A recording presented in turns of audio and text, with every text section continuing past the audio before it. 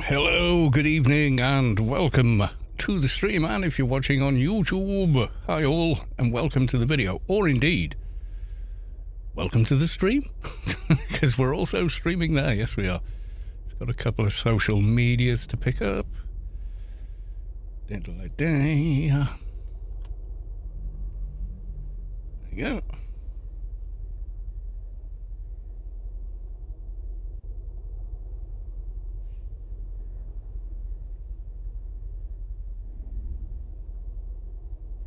And one more.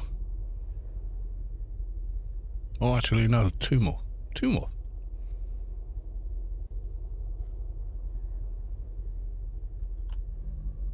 There we are. Right, we're live. All alive. And let's go to the live screen over on... God. Yeah, so we got live screen there, and I need live screen over on YouTube. And yes, I have to use two different bits of software to do this. Right, there we go. So we got that, and we got that, and transcoding. We has transcoding. Lose that one. Keep hold of that. Mathematica, welcome to the stream. Nuke Corruption, heyo there. And Optilink 78. Good evening. Right, so bit of housekeeping. Giveaway, reset. I'd already done it, okay. Giveaway open, there we go. The giveaway for the Grace is on. Right, okay. Now, what am I doing? What am I doing? Where am I going? Who am I? Have I not? Yeah, I have gone full screen. Yeah, it's just YouTube's behind. Okay. Well, first off, let's head to ICC and pick up the Freelancers Inc. Excuse me.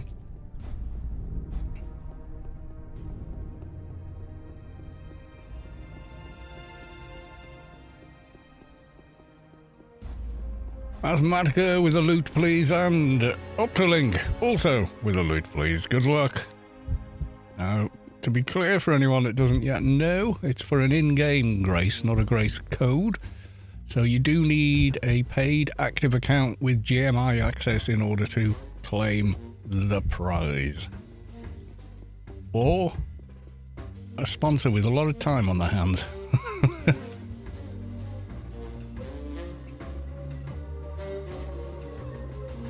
Or, you know, a sponsor with a lot of time on their hands and 150 frubes.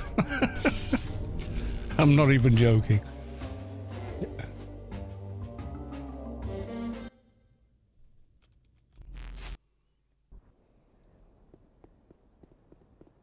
Alright, let's pick up some daily missions. Well, actually, let's see the going price for a Grace today.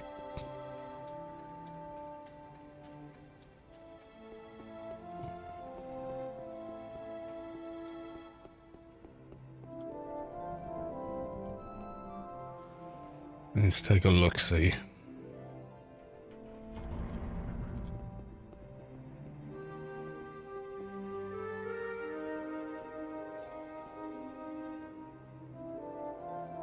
Ooh, buy orders 176 billion credits. Not million, billion credits. My God. I assume your character is top level. This one, no. I've got 30 others that are, but no, I haven't. I've got like 20 something. They are, but this one isn't, no. Beer o'clock, everyone.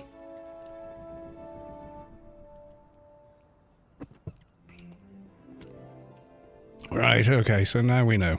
So that's a lot of credits. No, this is a 211. Yeah, we dinged yesterday. Yeah, for me it's... Hang on. Oh, it's 29. It was nearly 30. 220 AI 30, 220 AI 30, 220 AI 30, 220 AI 30, 220 AI 30, 220 AI 30, 220 AI 30, and this one. And then some frubes.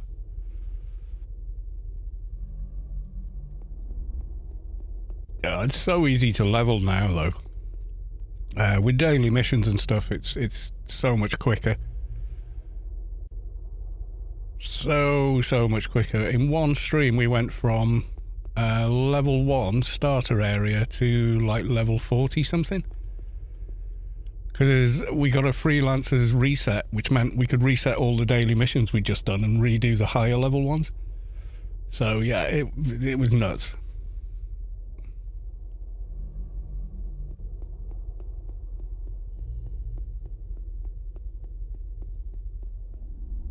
Yeah, the lower, yeah, it's definitely like a curve, you know, and it starts like that and then it does that, yeah. Ilium's alone, please. There you go, goodbye. What do we get? Emergency call.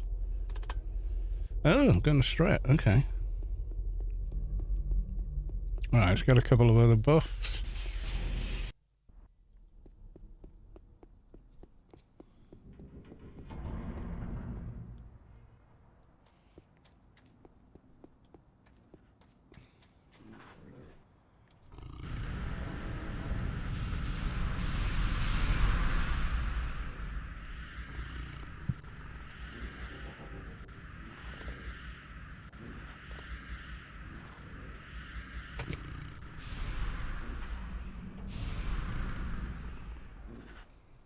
And then with these guys,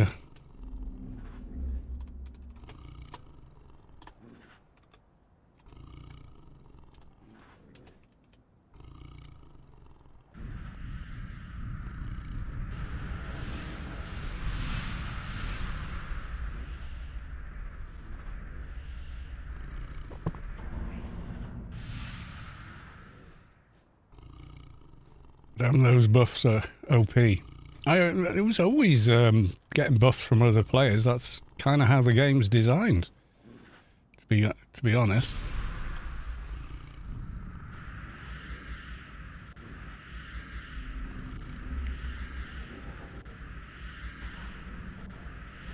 As well as that, you've got like massive amounts of XP armor and stuff. They're bots. Yeah, but they're made by a character. They're owned by a person who maintains them. So, you know, it's just a player-run service. Yeah, nothing wrong with that.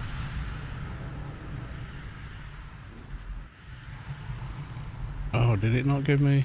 Oh, it did. It's because I'm... MP, yeah. I gotta wait. Yeah, they're a massive convenience. The thing is, I could just do all those buffs from my other account. But why would I want to do that when they're all there? Do you know what I mean? So...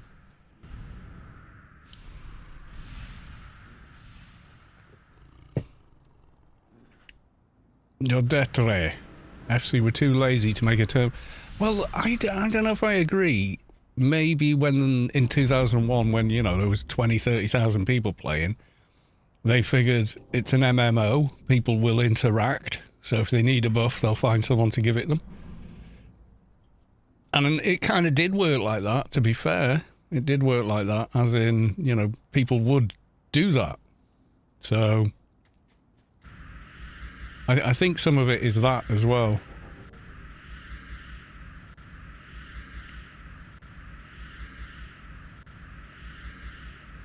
I remember the days of going to tier and there'd be like a trader charging for wrangles. There'd be someone at the grid point going, dock on the rock, you know, and all this sort of stuff.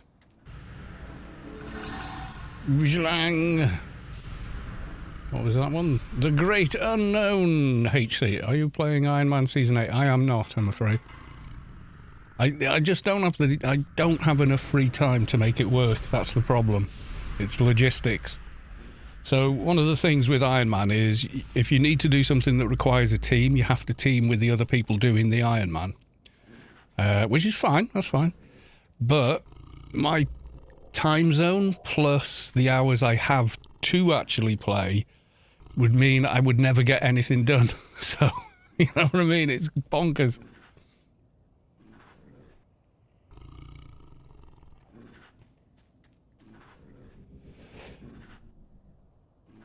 I've seen you when they started to work on Conan. I know, yeah.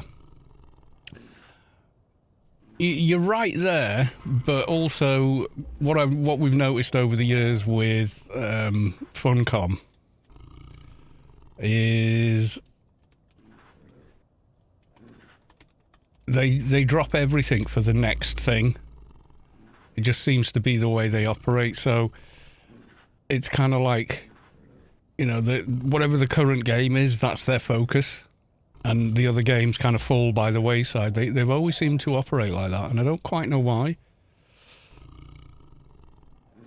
But yeah, they do seem to do that. Yeah, it's June at the minute, and the Conan Exiles players are going to get a bit of a, not a wake-up call, but they're going to, be going, hey, what about us, in a few months or whatever when it comes out.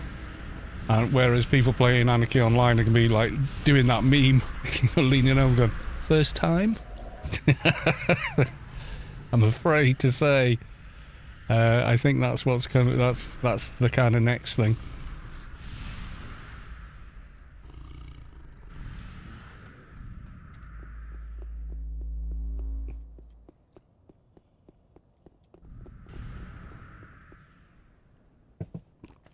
Yeah, they'll find out.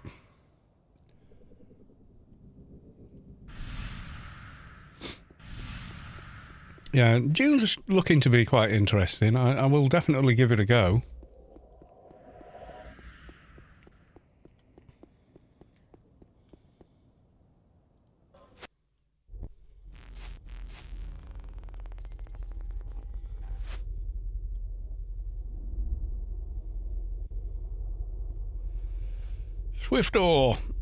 Swifter cuts up, Carlos, once again. Ain't missing my fave person play my fave game. Ah, thank you. I appreciate you. Thanks a lot. Jinxed Phalanx, welcome to the stream.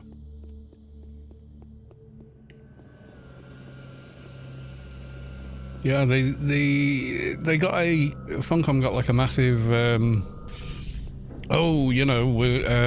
whatever the hell they were doing. Oh, what was it? The Lego game. Do you remember that? Was it Lego Star Wars or something they did? They did a Lego game anyway. Yeah, it didn't sell well, unfortunately. But like that was this mega focus, and then all of a sudden it wasn't. Secret World kind of went the same way. But yeah, they, as a company, they seem to be very kind of like, right, we're doing this now. What's that newish meme with the conveyor belt? It's like Anarchy Online. Oh, we're doing Secret World now. Secret World. Oh, we're doing Star Wars Lego. Oh no, we're doing Conan. Conan. Oh, we're doing a new kind of Conan. Conan. It does kind of go a bit that way.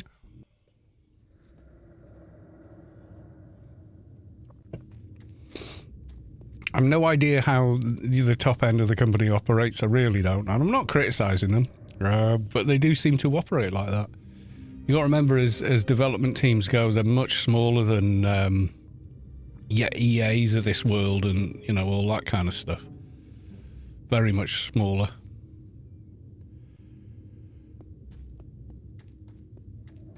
Right, let's talk to the lady. Yeah, I'd like to do one of the Iron Mans, but I should have done them during lockdown when I had a lot more free time.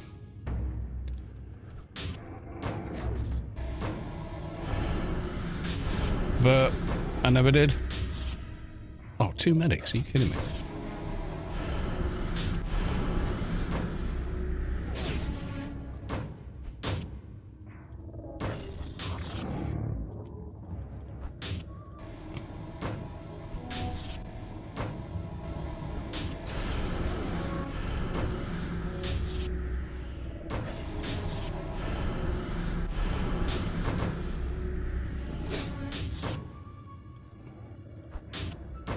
Yeah, but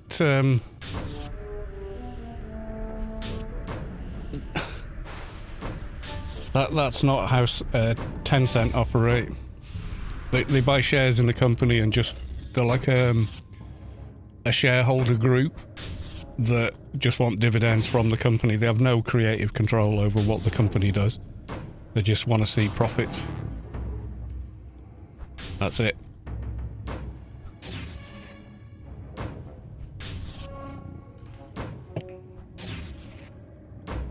Yeah, plus the Anarchy Online IP is part owned by the Norwegian government, so they can't ever get rid of it or sell it. Unless the Norwegian government or whatever bought part of it, yeah.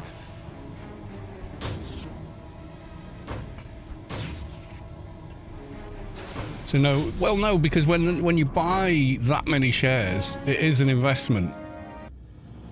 So the Tencent put up the money, buy all the shares, but expect a reward on those shares. Because you don't pay tax on shares. You only pay tax on the dividend. So instead of stashing the money in a bank to earn money on interest, which is tiny these days, they invest in other companies and just take the share dividends from them.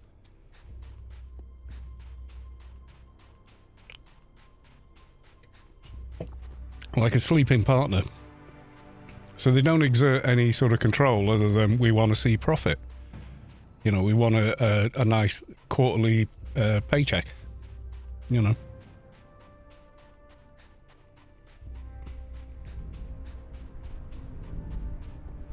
Yeah, Tencent are basically... I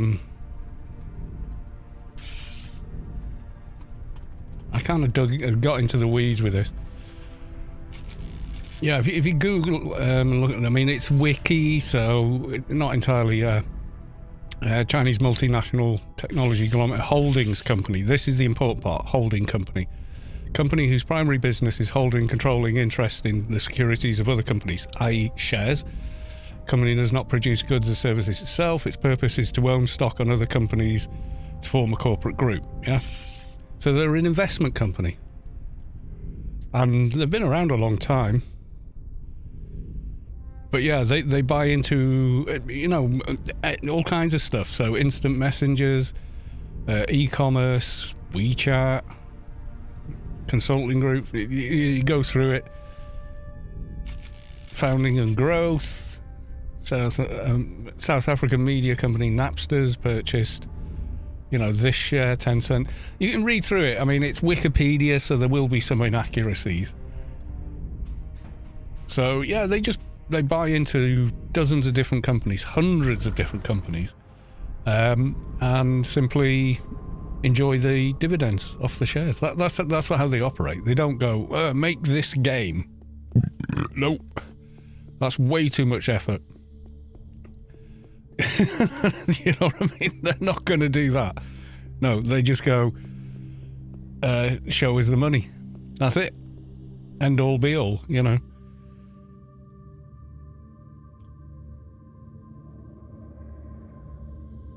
Oh, I've got Enigma dogs. Okay, let's go and do some Enigma dogs. Excuse me.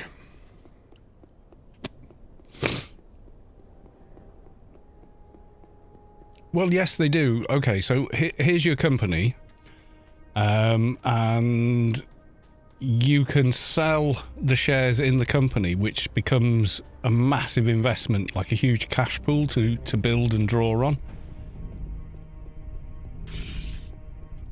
In other words, right, we've just sold 51% of our shares for X dollars each, we now have this many gazillion dollars to invest into projects and what we do and pay people and pay rent and bills and everything else. So, yeah, that's how it works. Anonymous gifter gave 10 cents a sub. Fair play. Thank you for the gift sub. I'm sure it's the real 10 cent honest gov.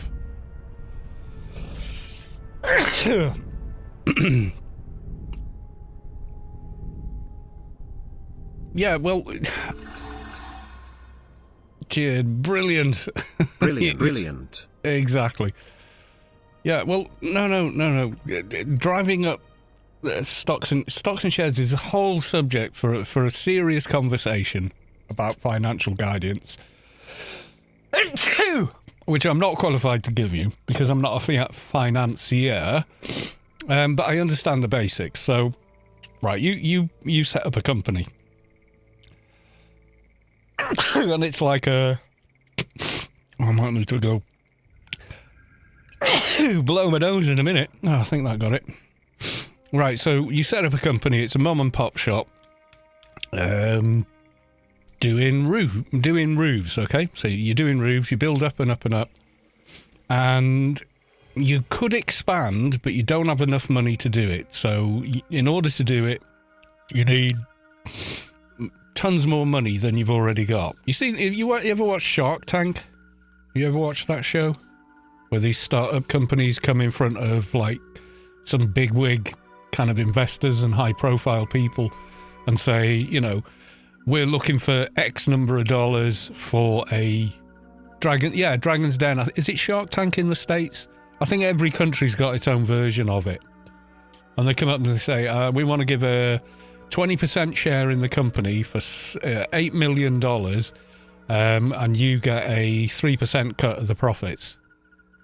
You've seen that kind of show, yeah?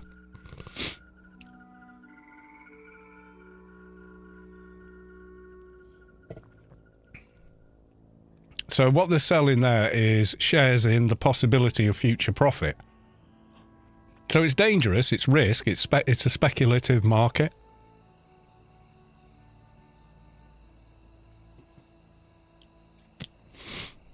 So they're saying, here's the pitch. We're this roofing company.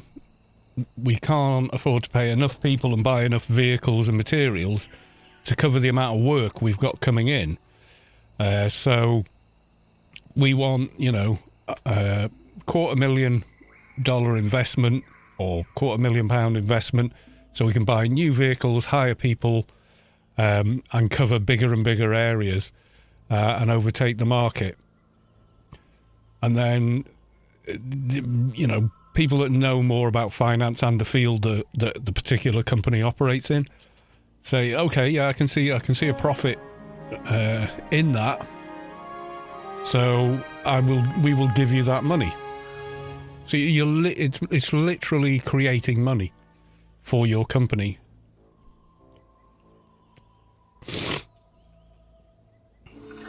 Michelin, what's this one? Alberto subscribed with Prime. They've subscribed for 9 months. Thank you very much for the 9 months, dude. And thank you very much for the resub. Much appreciated.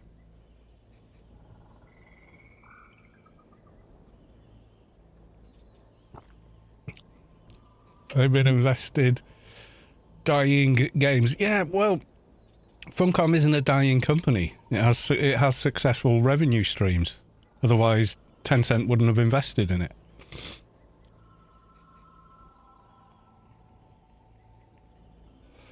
Yeah, they're not a disaster capitalist firm. Those firms exist. But, they absolutely exist.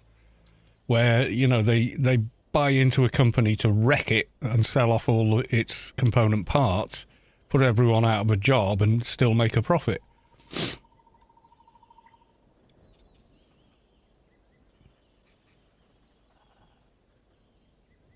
Well, the thing is, they've just had a however many millions investment, haven't they? By way of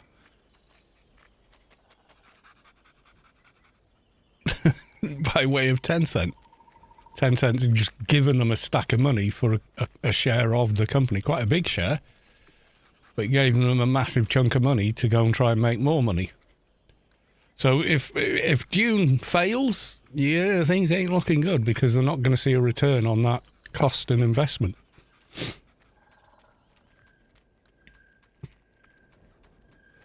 And nothing's guaranteed either. You got to remember. I mean, Sony put out that new game. It wasn't of interest to me. I wasn't, it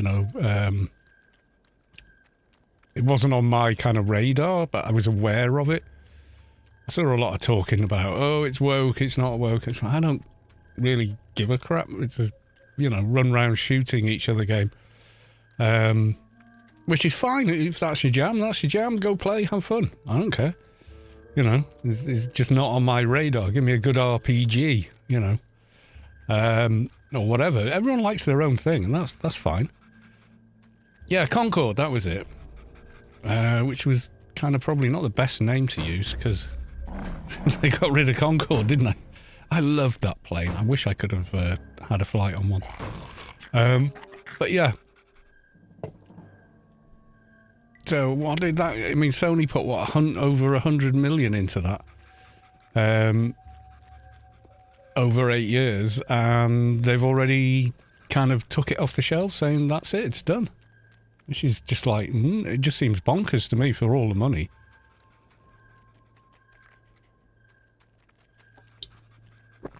Gamers like good games, like Baldur's Gate 3. Yeah, that looks amazing. Incredible depth, storytelling. There's good telling, good storytelling and writing, and bad storytelling and writing. And it's not a matter of opinion, it's a matter of fact, okay? How the story is told is whether it's good or bad. It's an objective thing you can be scored on in a writing class, okay? So if your story is this thing happened, and then this thing happened, and then this thing happened, and so on and so on, your writing is dull, boring, unengaging. People will just switch off from it and they'll lose interest. Okay? Good writing is this thing happens, which causes this thing to happen. But this other thing also happened, which means these things happen. See, now it's a story. Yeah?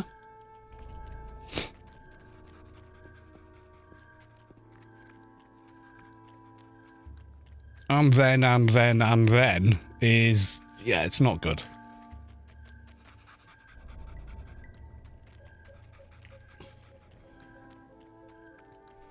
I mean, even the grim fairy tales, Snow White, Hansel and Gretel and all that, are this thing happens, which causes this thing to happen.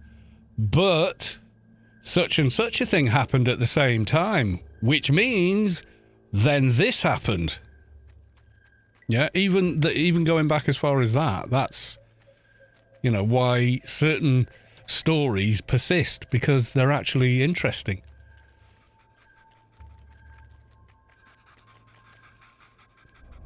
Structure does matter.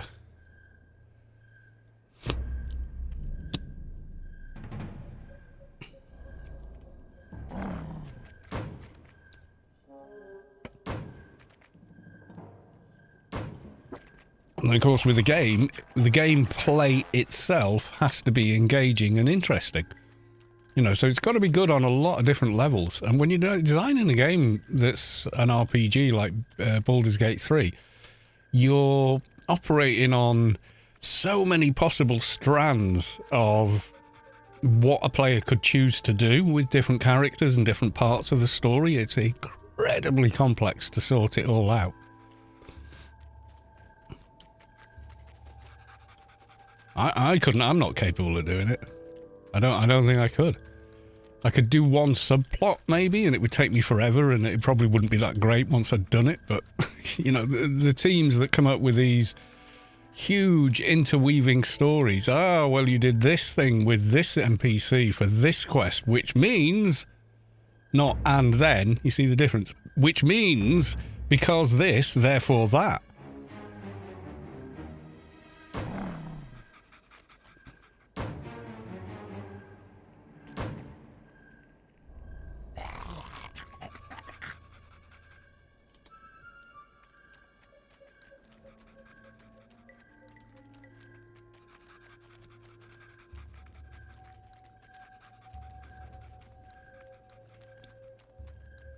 Yeah, so I can see why, and it looks gorgeous. The voice acting is great. It's been well written, well directed, etc. You know, there's a lot of player autonomy in it from what I can see from the clips I've seen. You know, if there's a speed run for bear sex, that you've made a good game. So they're saying basically, hey, do whatever the hell you want, you know. I don't quite know what the whole, I think it's like a werebear kind of a deal, but even so. Yeah, that's in there. You know, if you choose.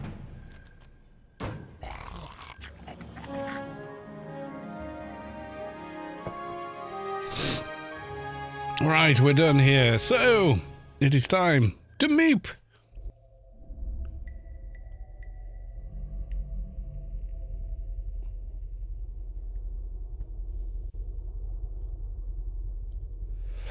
Yeah, there's a ton of complex interconnectedness of the writing, like you say, like, an NPC X dies, so there has to be maybe more than one backup NPC that can fulfill this role in this other quest or mission or whatever you want to call it.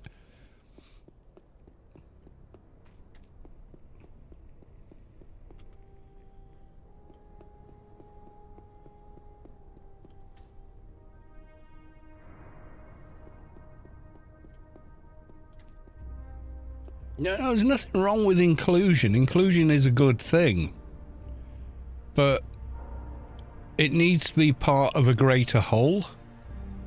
Otherwise, it's still no good. If you have to jump through hoops to be inclusive, then you didn't have a good story to begin with.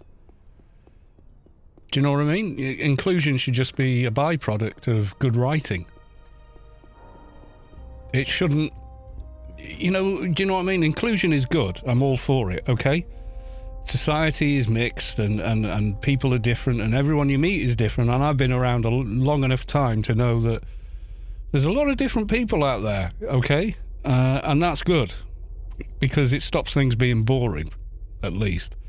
Because we're not a hive of bees. We kind of have a certain amount of that thinking built in because the tribalism and small social groups is how we evolved. But ultimately, you know, it is a good thing. But it's not that they made it inclusive. I think what they did was they forced it to be inclusive rather than just letting it be inclusive. If you could choose, you know, when you start an RPG, you build your characters, so you pick what kind of face they've got, their eye color, their body weight, their body shape, their height, etc., and all these other parameters, right?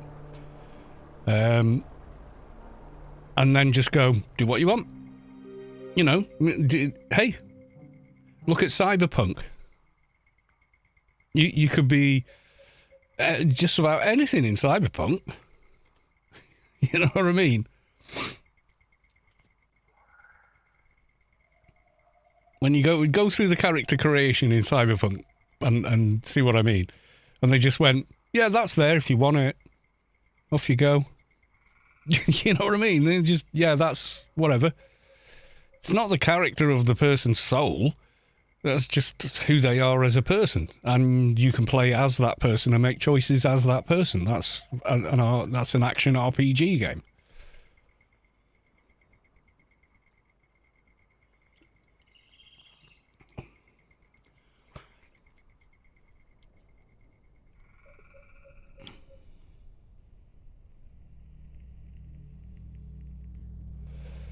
Yeah, the character of the person is more important than any characteristic they have. What was more important about any character in history that's impactful isn't who they wanted to go to bed with, or what ice cream they happen to like, or any of that. It's what they did, what they said.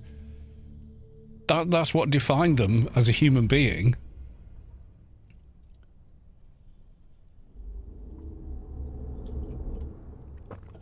And you can take that essence of the character, they're this person that makes these kinds of choices, and give the player veto and control over that, but give the player the options of making them any flavour of ice cream you want.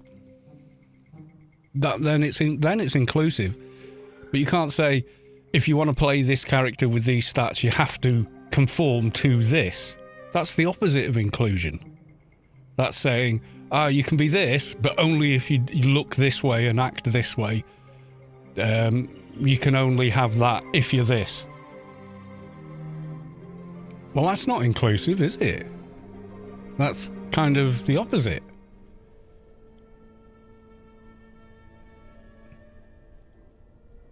So it's not even that, it's getting inclusion wrong.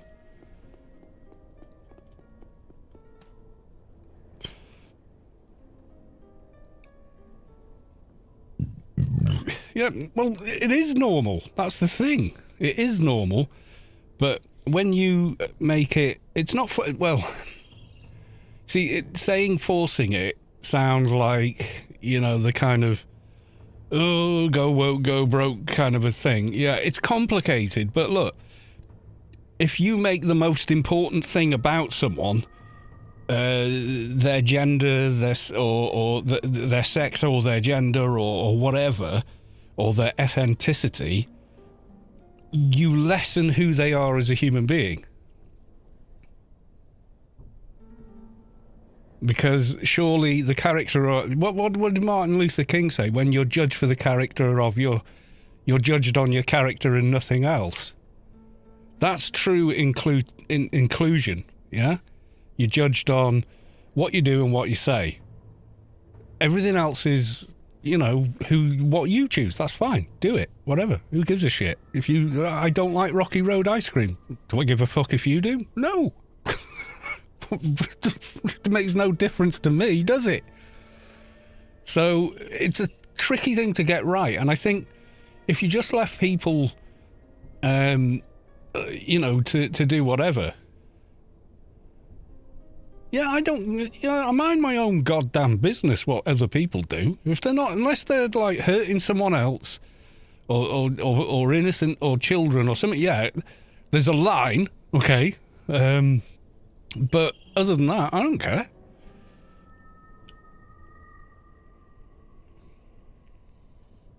Well, Snow White is a Grimm Brothers fairy tale, written hundreds of years ago, set in the world that it was written in, or in the era it was written in. I don't know what's going on with the Snow White tale. I've no idea. I'm not interested in a live-action Snow White. I mean, it's a fairy tale for children, and that's fine. I have no, but I'm kind of like, it's a fairy tale for kids. Why do I care about it? It's like, why would I care about that? I care more about how well Villeneuve did with Dune, which is an adult-themed science fiction novel and series of novels. I cared more about that, and I thought he did an amazing job of trying to get that writing onto the screen. It'll never be done perfectly for everyone, because when it starts off as a book, everyone has their own mental imagery for it. So... you can't please everyone, but I really enjoyed what he did. I thought it was brilliant. I'm getting another beer anyway. It shan't be long.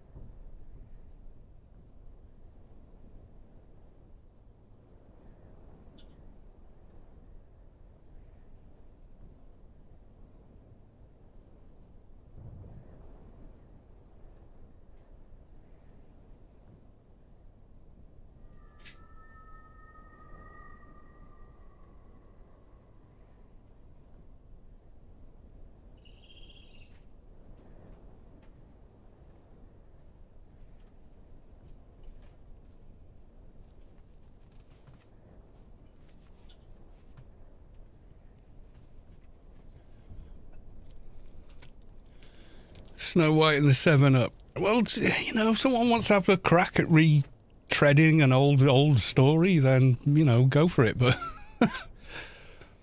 it's not like I care. I mean, why would, you know, even my grandkids are kind of a bit old for that now, you know? What have I missed? Bastion for free with a loot, please. And Swifters with a loot, please. And Absolute Sober with a loot, please. Good luck, all. What's on there?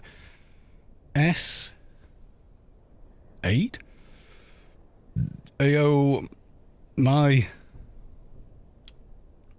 big and only love. Oh, maybe someone remember Ampule. Let's have a look. You know, we have sophisticated guild bots now, so let's go.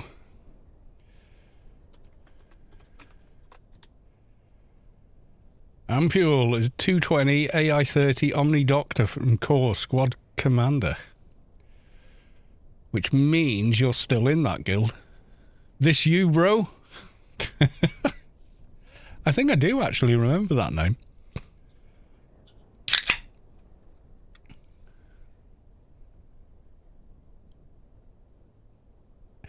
Yeah, I think there's been a bit of a phase that company. But you've got to remember these execs in their designer suits around the board office going.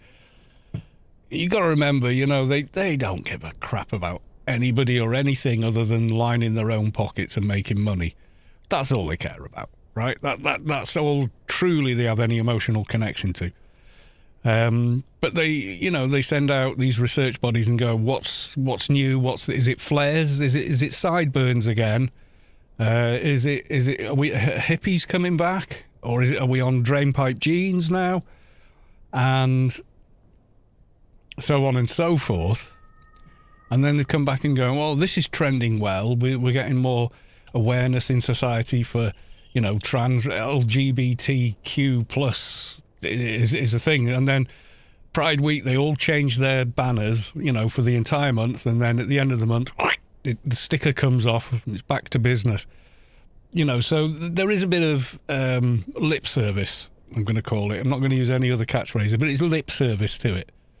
Do you know what I mean? It's like, yeah, buy our products. We're the trendy thing as well. What is this about anyway? I don't know. That's kind of corporations. They don't really give a shit.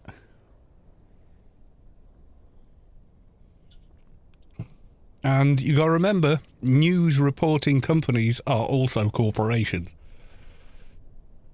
So there's a lot going on there to unpack anyway. I don't really give a shit about someone. It's amusing to watch the news. Big deal about Angela Rayner going on to a nightclub. Yeah, you know what really made me laugh about that is it was Nadine Dorris that brought it up. Nadine Dorris, you ate kangaroo ring piece live on bloody I'm a Celebrity, Get Me Out of Here while you were a sitting MP. Fuck off, and when you get there, fuck off some more. You know. Just pot calling the kettle black, as to coin an old phrase. Yeah.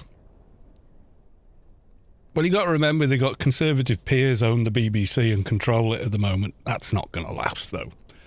And they've always favoured, you know, that more conservative viewpoint.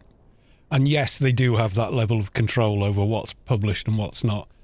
I mean, you've got that Belgian guy, Farage. Oh, didn't you know? He's got a Belgian passport, lives in Belgium, doesn't live in the UK, etc. But we all know he's really working for, and it's not the British. Right, we're going to go and kill the prisoner. Oh, but before we do, I've just realised, I just missed it. ICC planet-wide announcement. Small Shield has been awarded the highest honorary rank for outstanding contribution to road safety. No, to the defence of Rubica. Congratulations, an ICC planet-wide announcement. Jackie Lime has been awarded the highest honorary rank for outstanding dedication to the defence of Rubicon. And then you feel the core of your being shift as the source makes room for a divine presence. Pooh's tank has reached enlightenment. Okay. Are you trying to make me swear? Yeah, she's German. He lives in Belgium. His kids live in Belgium. And he's always banging on, oh, British. Yeah. You're not.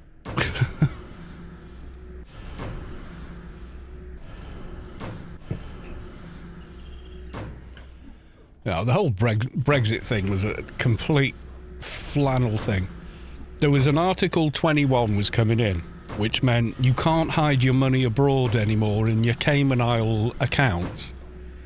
You have to declare it and we will tax you on it. Europe was bringing it in, and they announced they were bringing it in 2012. Cameron sent a letter to the EU saying, I think Britain should be exempt from this. The EU said, no, we're all doing it. And then all of a sudden, 2016, after a lot of back and forth trying to get Britain out of it, suddenly, we need to leave Europe. Yeah.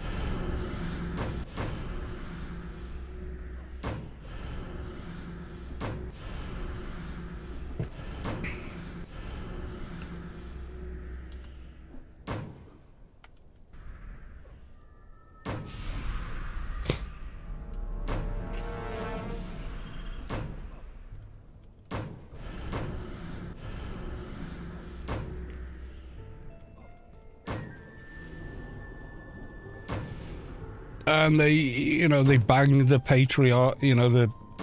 patriotic drums and taking back control and costing us like 40 billion a year to not be in the EU. You want to know where the bloody money's gone? And they go, oh, millionaires are going to leave the country. Fuck them. Don't spend any money here. We can't tax them here. Screw them. Go live somewhere else and get taxed there. I don't care. They're saying it as though the money is leaving the UK. The money's not even in. Their money's not in the bloody UK anyway.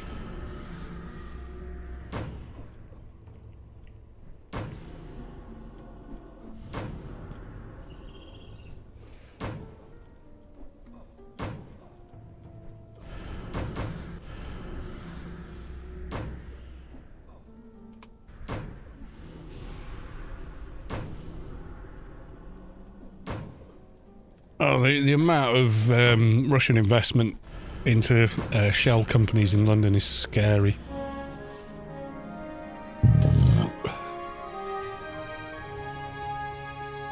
Yeah, do you know what Farage's real job is? Selling gold. Tax-free gold. That's his actual job. The guy's a total charlatan.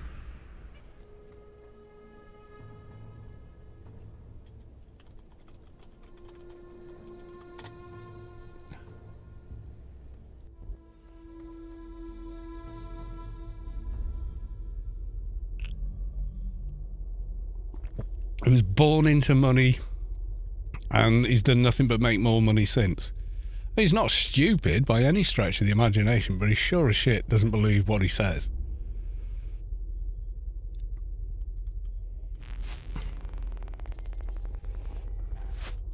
He just believes saying what he says is going to help him make him richer and more powerful. That's what he believes. Beyond that, he doesn't give a crap. I mean, he's become the MP of Clacton. He's never been there, except when he campaigned. He spent more time in America than he has in his own constituency.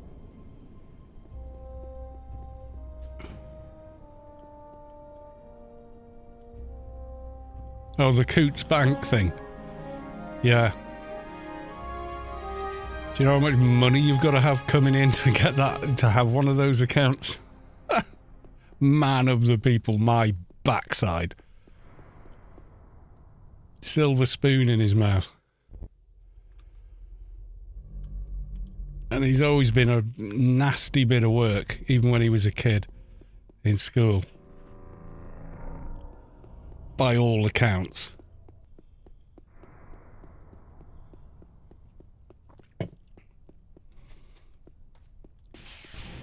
So yeah, that's why everyone calls him Toady and whatnot here, because he kind of vaguely resembles a toad, I suppose. But I mean, that's unkind. Can't help the way he looks, but he can help what he says and does, and for that, I do hold him accountable. Again, it's the character of the person that they should be judged on and nothing else. Therefore, I judge him on that. You know what I mean? And it's not a good look. Just saying. Alright, so freelancers, we're up to just finish one normal daily mission. Marksman 8 is done. Yeah, his actions in actions. You are what you do, Mr. Quaid. You are what you do. Exactly. So that's another 50 to rifle. We're going for it all the way. More AR. All the AR. Right, so we now want a Doja.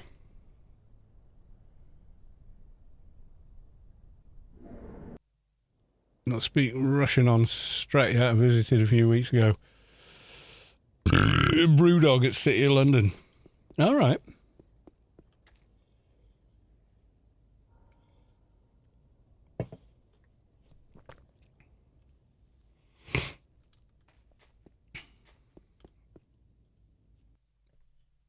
Yeah, people like Nadine Dorris coming out with things like that, though, just F right off. It's like they're completely unaware of who and what they are and what they've done. It's kind of scary.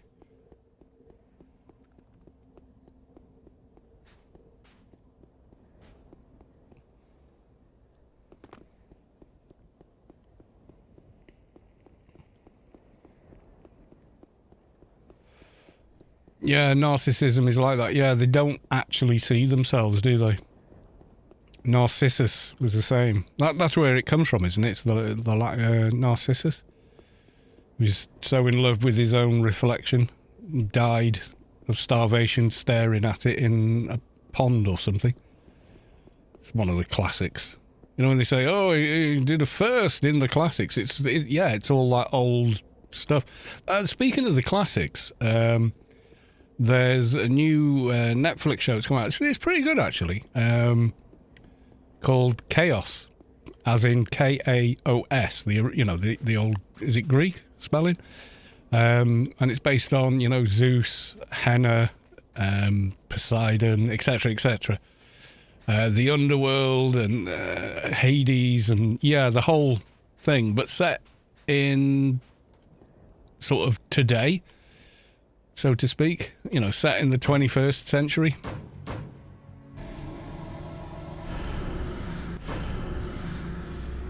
It's quite fun to watch. I mean, it's Jeff Goldblum, so I don't care. I just love Jeff Goldblum.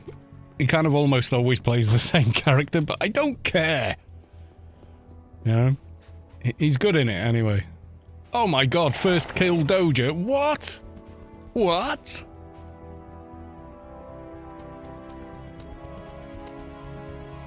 Yeah, Chaos it's on Netflix. It's really quite good. Jeremy Cobb, yoi, ahoy. Welcome on in over on the YouTube chat.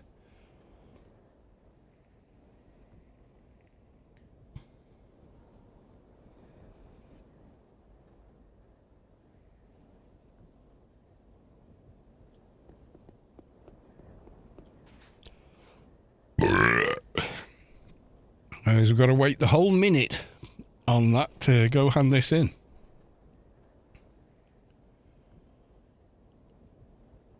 Whole modern day bacchanal will be good. Bacchanal? I'm not familiar with the term. Or I know it under another name? I don't know. Bacchanal, what's that? Curious now.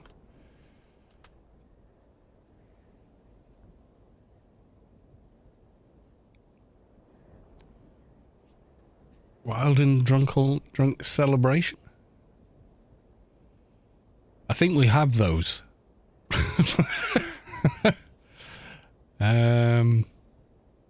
Oh, Oh, you're on about Bacchanalia. Brachus, so the the unofficial, privately funded, popular Roman festivals of Brachus, based on various static elements of the Greek. Oh, Dionysia, and almost certainly associated with Rome's native cult of Liber, and probably arrived in Rome around 200 BC. Right? Yeah. Okay. Cool. Yeah, Brachus I remember, vaguely. I can't remember who he was a god of.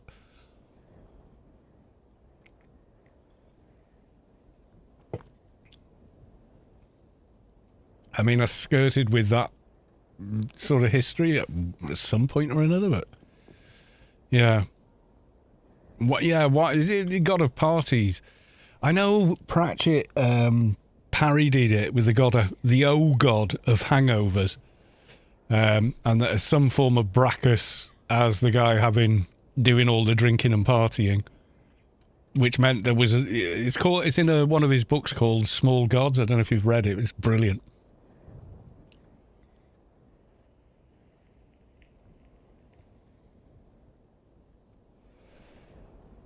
Yeah, so for the god to exist, there has to be, the fallout of that god existing in this book anyway.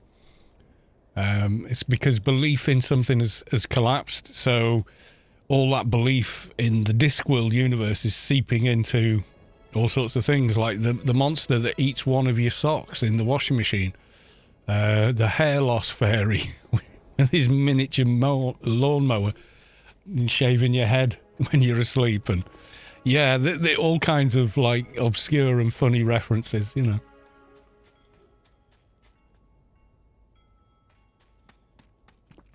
But one of the characters that actually, is sort of imperative to story is the God, not God, God of hangovers.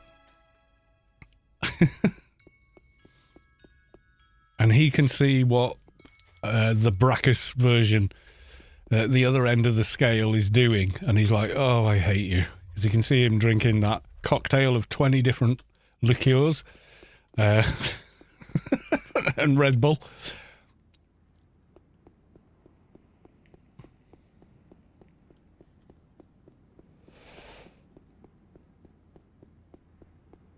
And then they do in the story in the book at some point, not to spoil it, but it's only one thing that happens in the book. They do some sort of inversion. And then, all the horror that the God of hangovers has to endure is reflected back at the Brachus figure. So they suddenly have to endure it.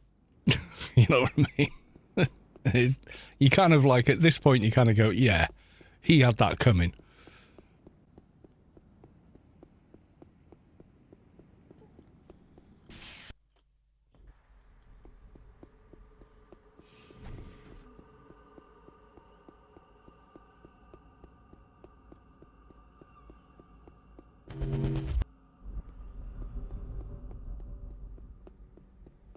Right, I think we've completed the Freelancers Inc. So let's get that handed in and then figure out where we were up to with the Inferno quests, I think, is going to be the next step.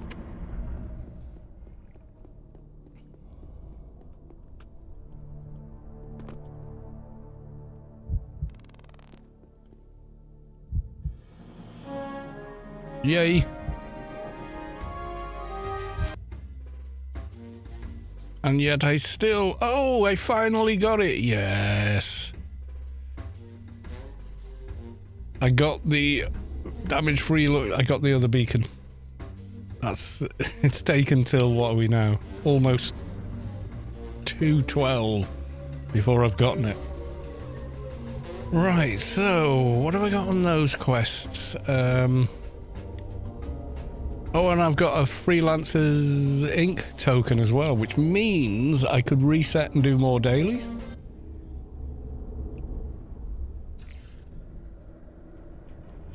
Or should I save it for when, I don't know, we're doing the subway dungeon or something like that?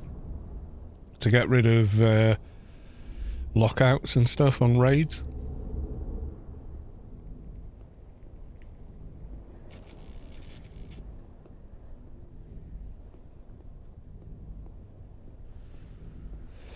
Unsure.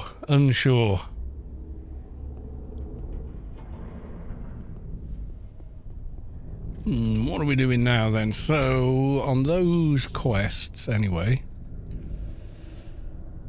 Confronting the scientist.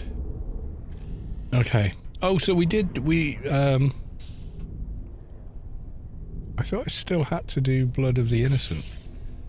Because we broke it. Maybe I redid it another night and I've forgotten. It's a problem when you've got as many characters having done as many of the same quests. They all start to blur together.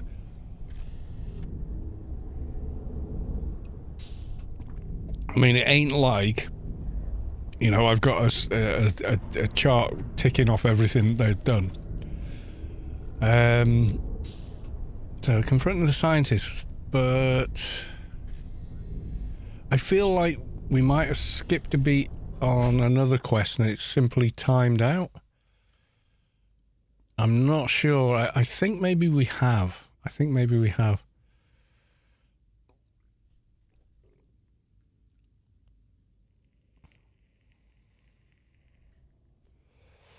Yeah, if a quest times out, it just vanishes and you've got no idea where you were up to. Yeah, there's no convenience like that in AO. I mean, the fact that we've got dialogue boxes now, when it started, we didn't. We had to talk to NPCs that gave out quests and the such like through vicinity chat. And if you were going through a string of conversation with them, someone ran past going, la la la la la, bananas, it would reset and you had to go back to the beginning. It was nuts.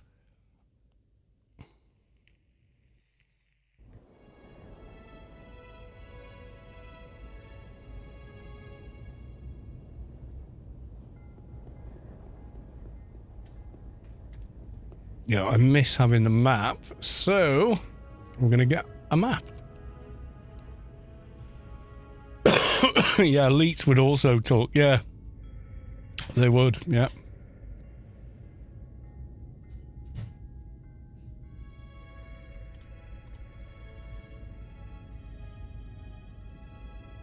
Right, I'll log that keeper I've been using in Shadowlands.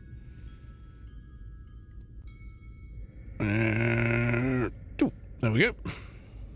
I'll take them back to the garden, give myself a map, and leave them logged in case I need them for something else shortly.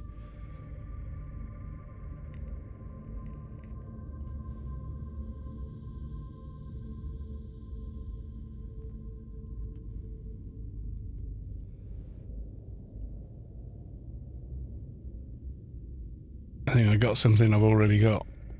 Or I didn't get it because I'm full. Right, okay. Bag. Close by X. Use beacon. Excuse me. Keeper Soldier is the best duo to have. Possibly, yeah. It's a good one. But on the agent, I've got Doc plus Keeper. Also extremely powerful. Right, so I'm going to go back to the two Yuttos and try and see if I've left a quest lying. I've got a feeling I have. And then there's the Inferno Tours quest I've not done.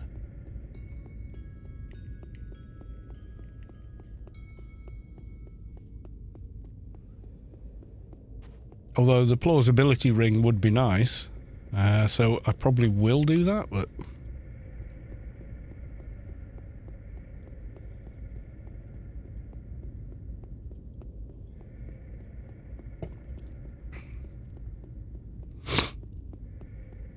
with the, you know, having decent heal, complete healing, etc.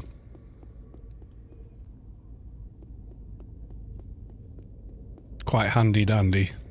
Especially with the tankiness of a keeper.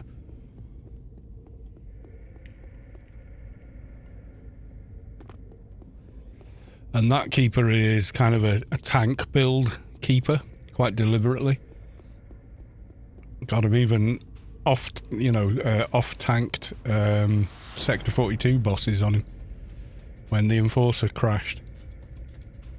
It was like, oh god, all is lost, and I managed to grab him and hold him on the keeper.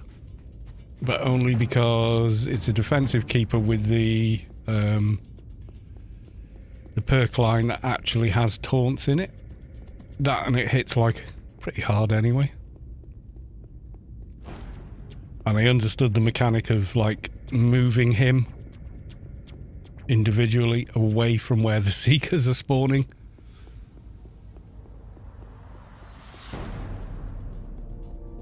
Having done a Sector 42 boss a few times, and having by this time been completely numbed to the threat of Seekers due to Space Quest killing me with them hundreds of times.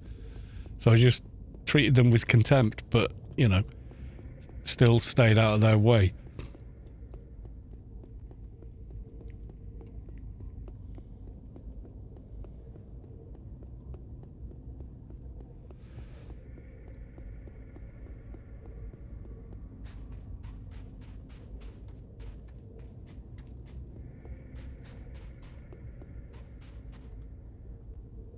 For a sec, yeah, he could have been, man. Could have been.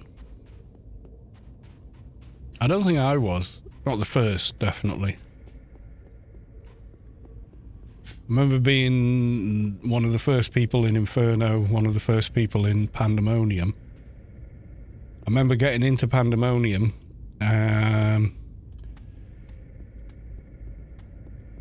it wasn't the first, actually.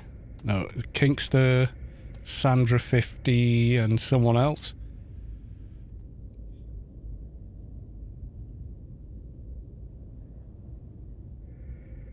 I think the implant you gave me may be broken.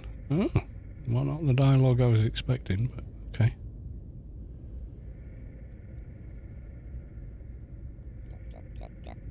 Do you have a spirit for me? No. Okay, I'm not sure what that was.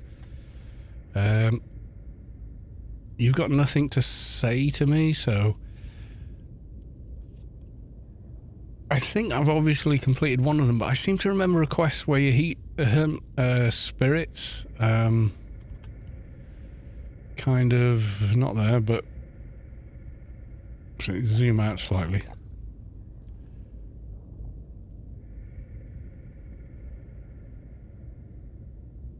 Oh, sorry, where the hell?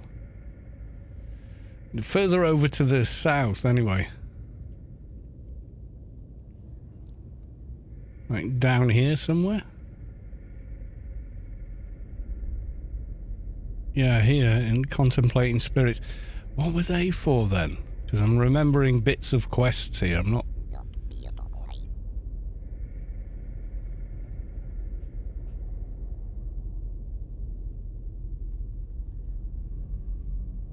Let's have a look. Sheol, Adonis, Pen.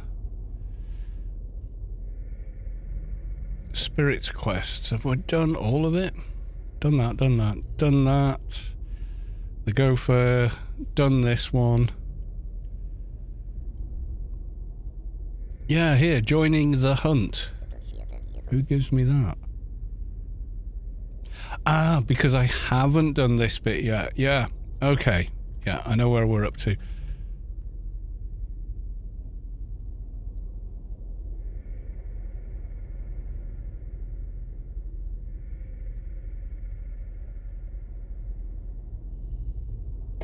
I want to get more of these from him, but he doesn't want to talk to me. So I'm not sure the best way to proceed with that. And then this guy's only got... they want a spirit rather than a thing.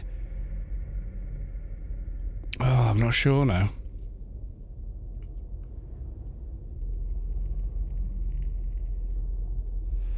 It took a long time with Sector 42 because it needs coordination for all three bosses, and until that was actually realised, yeah, it did take a long time to get right.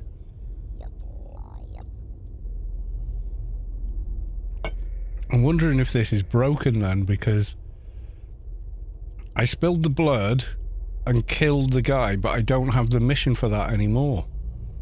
He won't give me more bloods. So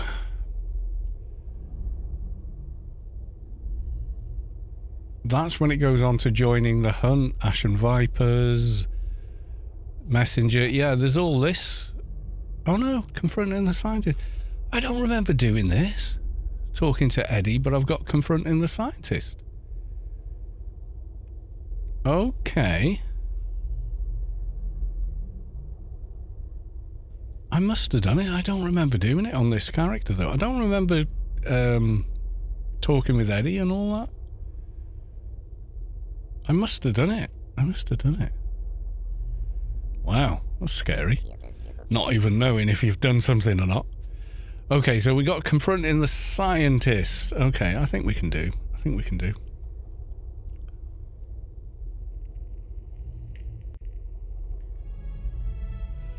Yeah, I think once we realised it had to be coordinated and each one taken down within X amount of time for the towers and all that kind of stuff. So I'm going to have to do the talking on that character. I'm going to do the actual fighting on this character.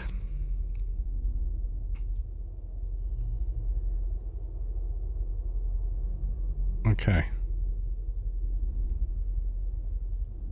Let's make sure they've got the nice big aura buffs.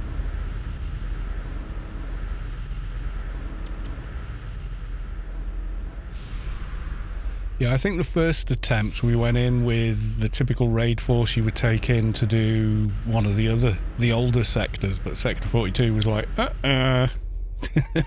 think again. You need to bring more people and you need to all coordinate. Yeah, so that's why it took time, the figuring out part of it. Right, I'm getting another beer. I shall be back very shortly.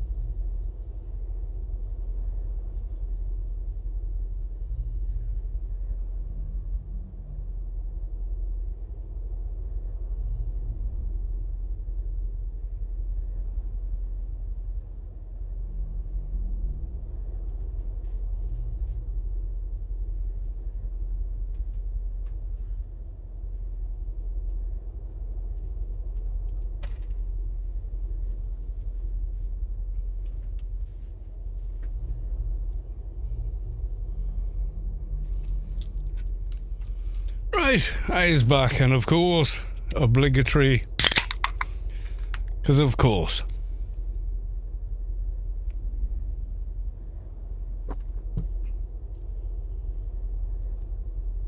It wasn't like many people had farmable cities for AI armor. Pre-LE, yeah, it could have been, I'm not sure.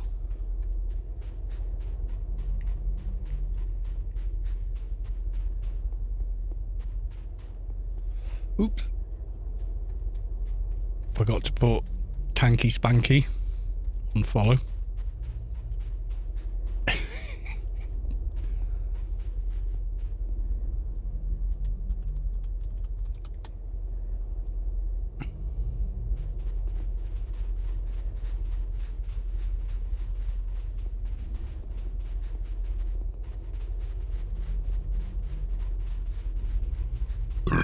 Excuse me.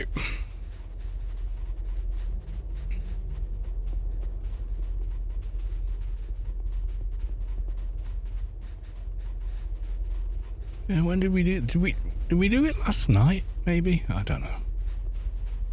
Had a busy day at work. I've probably forgotten. And that's the thing, when you've done the same quest on, 20 odd characters, you can't remember which ones you did do it on, didn't do it on. It's... Yeah.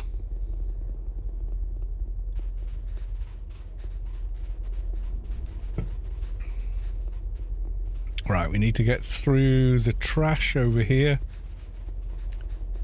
Asmunda, beer o'clock. Cheers, dude. Thanks for the streams. Oh, dear. Yeah, so we're going to have to do a bit of clearing. Then hop in, talk to the scientist. And then, yeah, whatever. Just wait for the trash to spawn.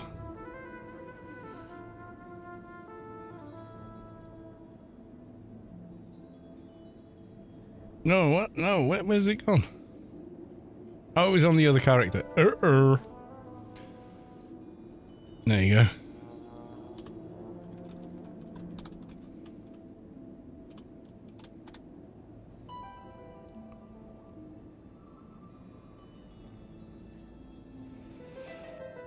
Yeah, going back to that thing about, trans is this new thing. It's not new, man.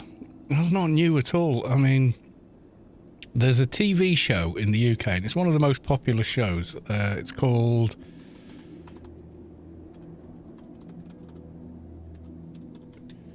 Yeah, Coronation Street. So if you're not British, you've probably never heard of it. Set in Manchester.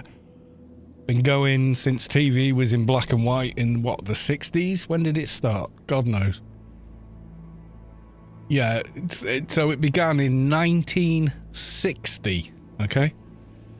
One character's been in it all along, I think. Ken Barlow, I want to say.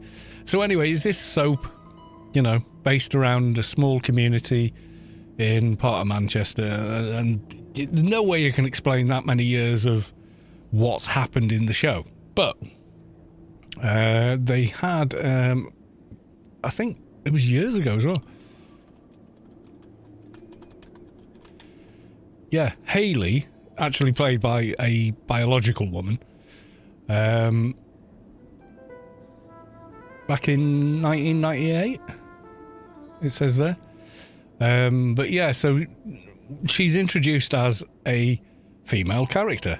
We don't know any different, and it is actually played by a biological woman, so you just think it is. But she starts a romance with this person back in the day, and then has to sort of tell him before it goes any further, actually, I was born a man. And at the time, people didn't get upset about it. People going, oh, but they love each other so much, they should just be together. And these are, middle-aged or older or whatever, housewives all the way down to younger couples and stuff responding to it. And they were just like, oh, but yeah, look how nice, how cute they are together. No one gave a shit. Because their character was actually an interesting character.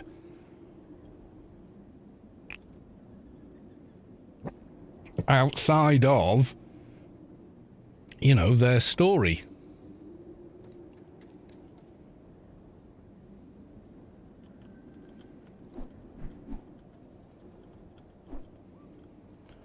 Let's stand here and do the killing of the ads. It's a ceremony we observe every time we talk to Victor Novak. Or Victor, what is he, Noya?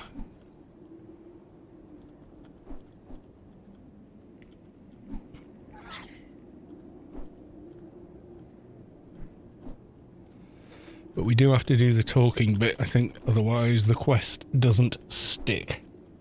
Yeah, so that was like 25 years ago on British TV. Primetime British TV. There was no outrage about it. It was just, the sentiment was, Oh, but they love each other so much. He has to accept her. That was the genuine sentiment of the public at the time.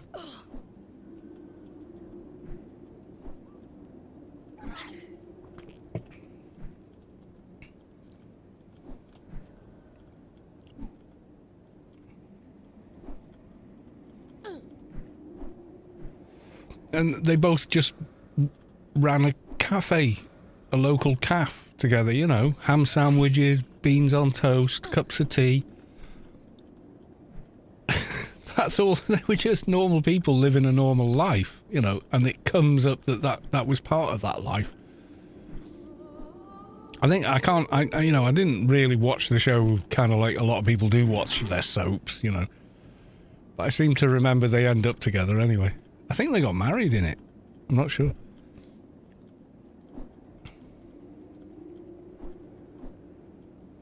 But it was almost, it was incidental to who they were as a character. And that's when inclusion is done correctly, as it should be. It wasn't the entirety of their character. EastEnders kind of got it wrong. You know. Yeah, I didn't give a shit.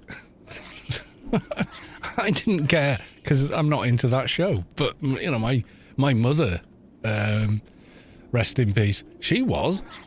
And she was like, they should be together, they're right for each other.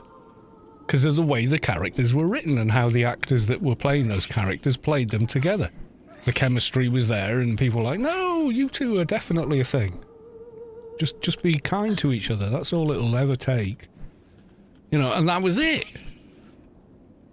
But I think what the problem is now, I think these corporate boards are like, we have to promote it as that, and there's no other kind of see, EastEnders got it wrong. They had gay characters in the show when it started, which is another show, but this time set in London, so a different sort of character to the show. And you know, they were kind of like, okay, we're going to have a gay character in it, and they can do this, that, the other, as long as it's like they do it in a gay way. It's like the only facet to the character was the fact that they were gay, which is when it doesn't work. You know, and I think that's where they go wrong now.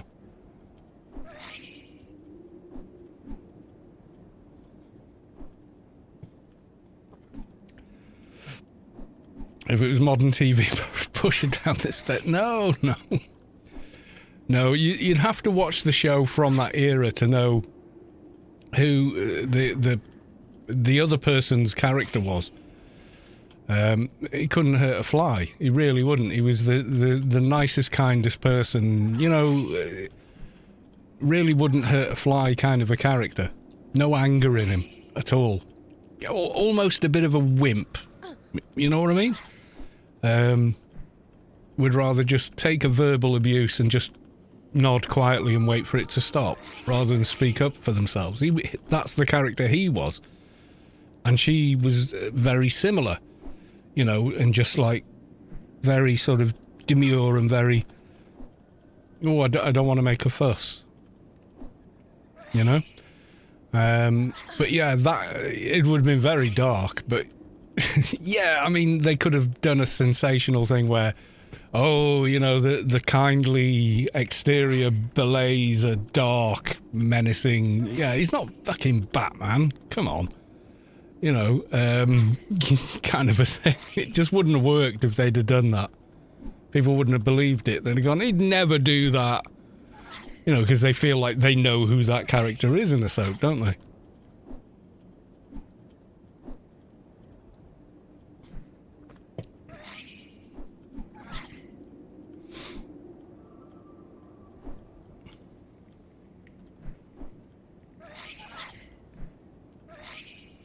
I mean, they go through it with that announcement. He's confused and conflicted and isn't sure how he should feel and, you know, all kinds of stuff. It bothers him. It does bother him.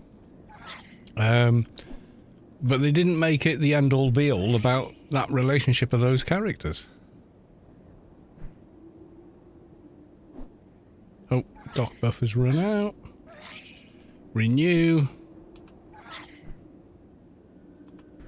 Oh, he'll, yeah, but that was like, 27 years ago. That was on prime time, probably the most popular TV show at that time. And they just went with it.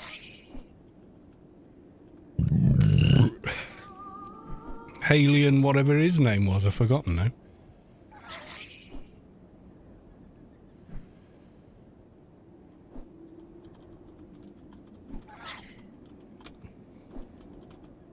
She was Haley. Yeah. Now, the person, the actor playing Haley is in fact a biological woman, but that's... Yeah. So, yeah, they end up married in the end. So he gets his head around it, either way. But he's the guy, and he's a very gentle person. Very gentle person. Is what it is. It was a good storyline, and everyone went, oh, but it was no more of a scandal than, oh, so and so's been letting his pigeons out in the week, and it was like a nothing. It was almost an aside.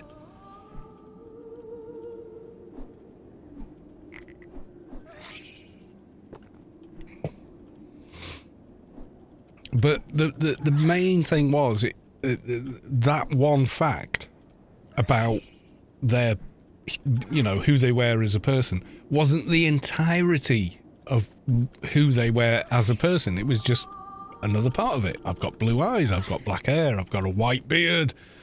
Well, I used to have black hair. It's kind of, hair's kind of going silver as well now. But you know what I mean? It's just a factoid. I'm wearing a black t-shirt,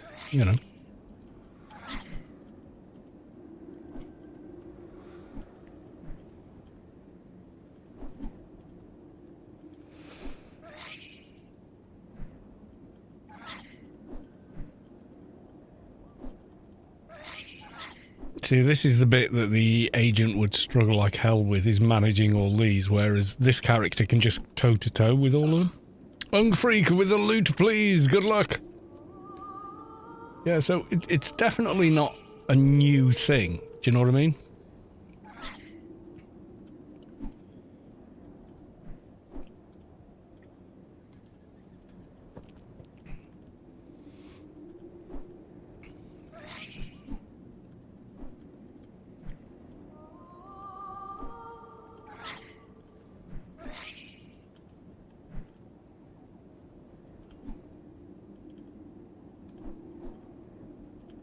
And if you write about the person as a person, it works. It's interesting to watch. That's my point about inclusion not being bad, because it wasn't bad nearly 30 years ago. You just have to tell the story of the person and not make the person nothing more than the facts of their inclusivity. That's where it goes wrong. It's just purely bad writing, that's all.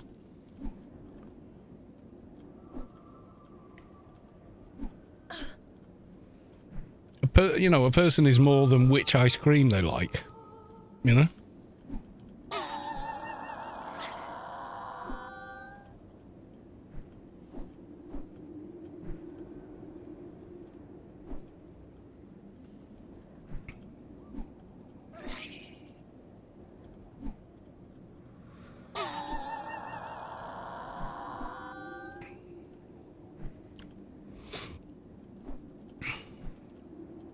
I mean, the corporations treat diverse characters as though they're mascots for a football team. There's no real thought or care about it. That's the difference. Other than their diverseness, there's no other character traits to them than that, which doesn't work. An audience isn't interested in that. We need a bit more. Need to know who they are, what they're about, and... Right, Victor Novak. I'm going to run and hide. Here we go.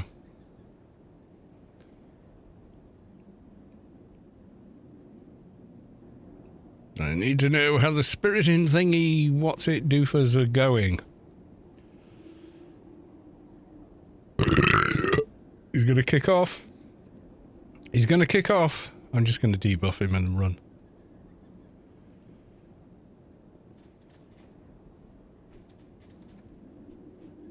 Okay.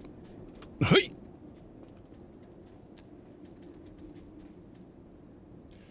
And then we're going to kill all these guys.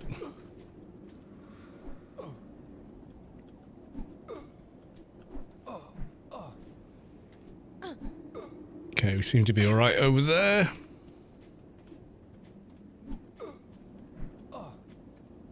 Doing ring, or what is going on? Doing ring. Yes, we're doing ring. Yeah, we're doing the Inferno quest lines.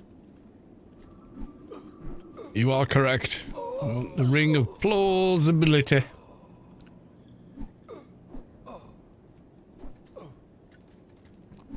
Just finished clearing the ads, and now we're dealing with the first spawn.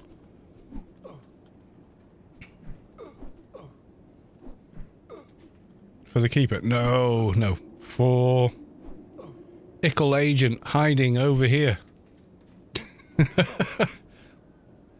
Because there's no way they'd manage it. Kill him fast and you will suffer. Yeah, you gotta wait till he turns into a shade. Otherwise, you've broken the quest. And where does it tell you that in the quest detail or log? You have to figure it out the hard way, and that's how I figured it out the first time I did it.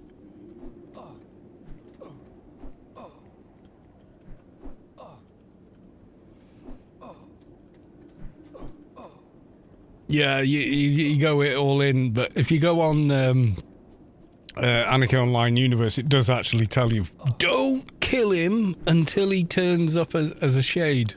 Or in the shade kind of armor, then you can kill him. But don't do it before then.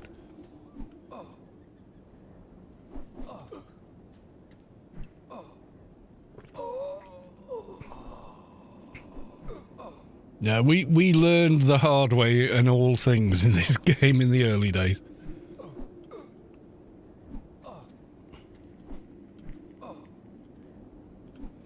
God, figuring out the sequence of responses for the computer terminals in the Uncle Basit quest took it took so many hours of like trial and error.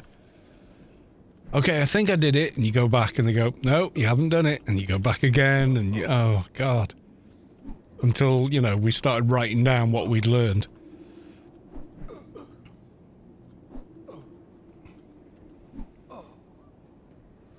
It's been nerfed, I think. Oh, I don't know. I don't know what you mean, nerfed. Start damaging you.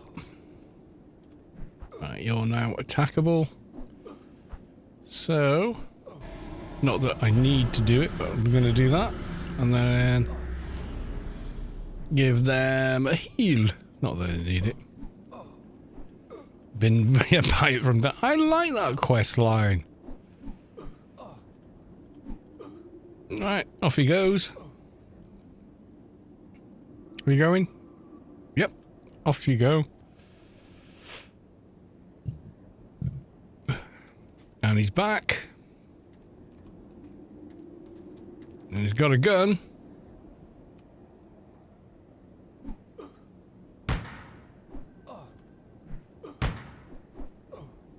Take him down a bit more.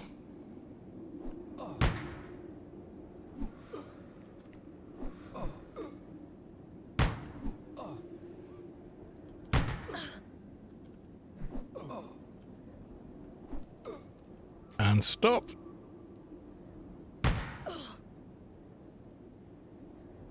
Yep, he's despawned. And now we can kill him, he's a shade.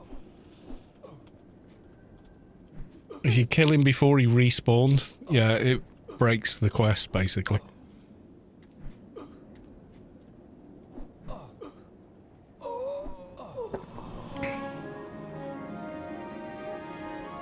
Didn't drop anything.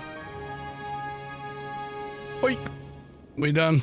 Right, we're gonna yoink out of here. Twice.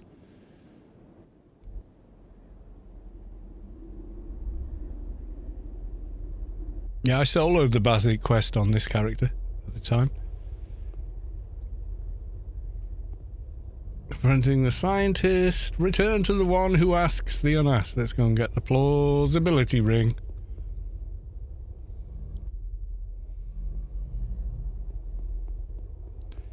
Nils Denzen. Welcome to the stream. Good to see you.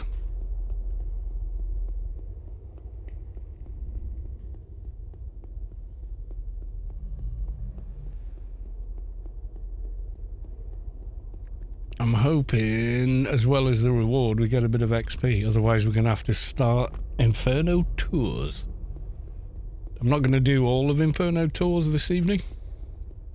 I'll complete that tomorrow, I think.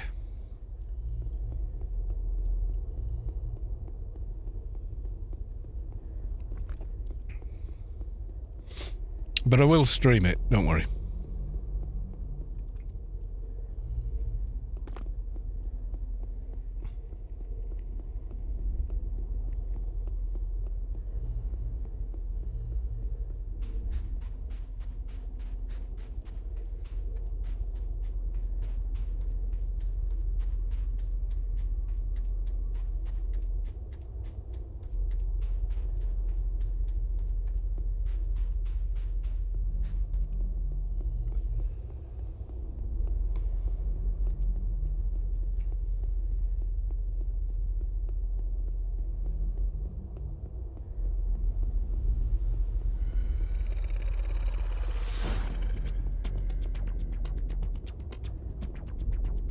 Nils Van Stern, hello. Welcome.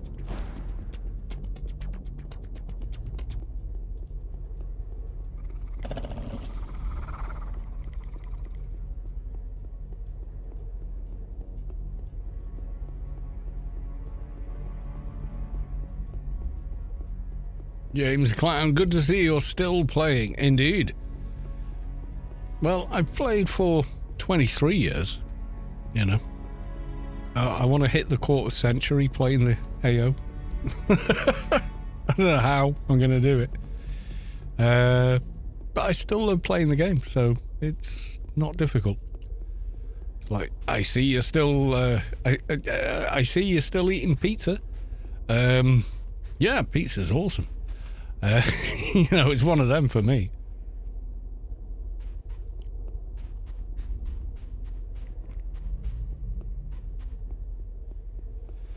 Right, we do the hand in, and then we'll make a start on Inferno Tours, but I don't know if we're going to have enough time to do the whole thing. Maybe with that keeper. Yeah, maybe we could. Who am I going to? Asks the unasked. Okay. Excuse me. I return with news. Condor calls for aid. Actually, I might watch that tonight. Two Towers. Love that movie. The Ring of Plausibility. Have I got slot in it? Yeah, I do. Okay, stick it in there. Such a useful bit of kit. At high end, absolutely.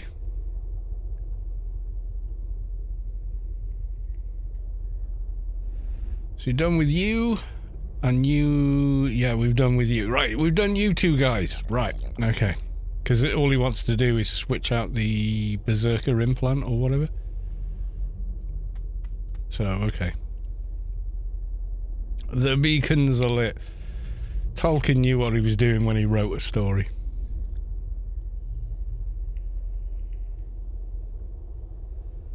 I mean, it's going back to what I said at the beginning of the stream. You know, your story should never be this happened and then this happened. Your writing should never have that. Your writing should be this happened, which means this then happens, which means this then happens, but this other thing happened around the same time, which means it caused this to happen. That's, the two differences. And then isn't good enough. If your story is and then between each story beat, it doesn't work. This is where people go, no, I don't care,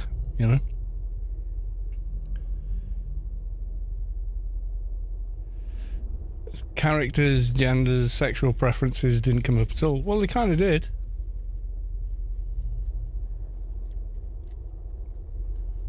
Do you not know?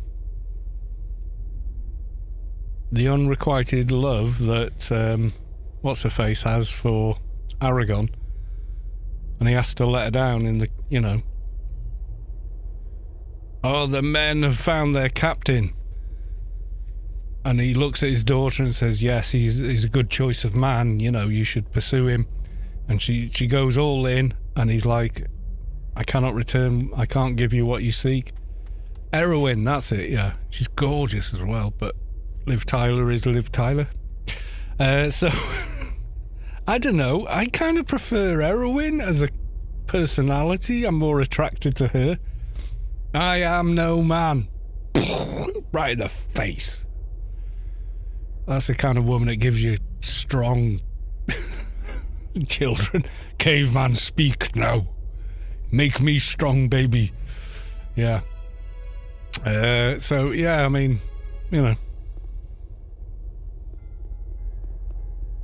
But the whole thing, I mean, it just amazes my brain somewhat. Oh, I could have gone the other way. It would have been so much quicker. I'm an idiot. Could have gone to Yotto's and spoken to the tours guide guy.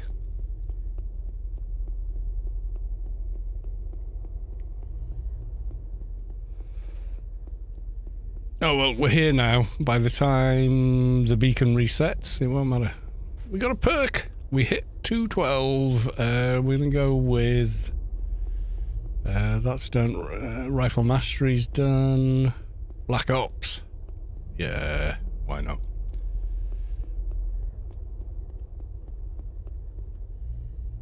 Yeah, on the other hand, if you read into more of the Dune books, there's a lot of text about sexuality and stuff like that in it.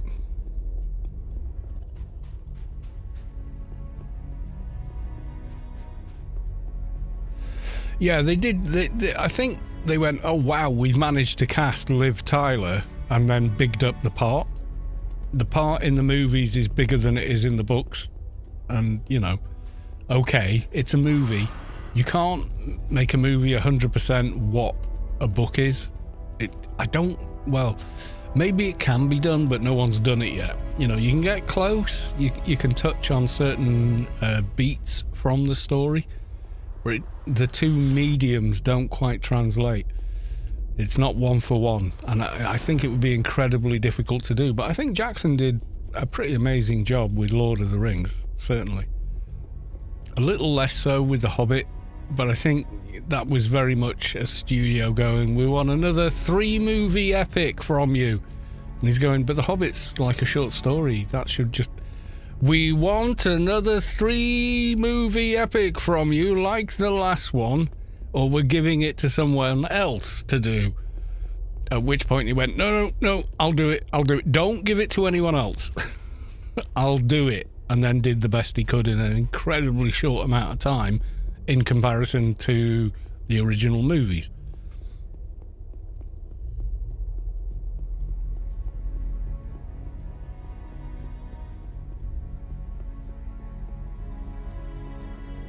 Right, you feel the core of your being shift as the source makes room for a divine presence.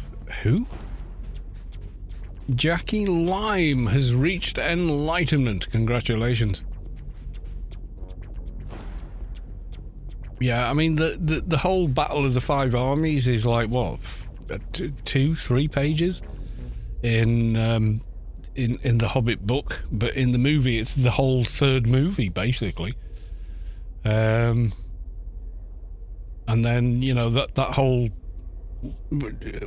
thing with the dwarf and the Evangelina Lilly flirting with him, and like, I mean, she's gorgeous. I mean, she is. I mean, God.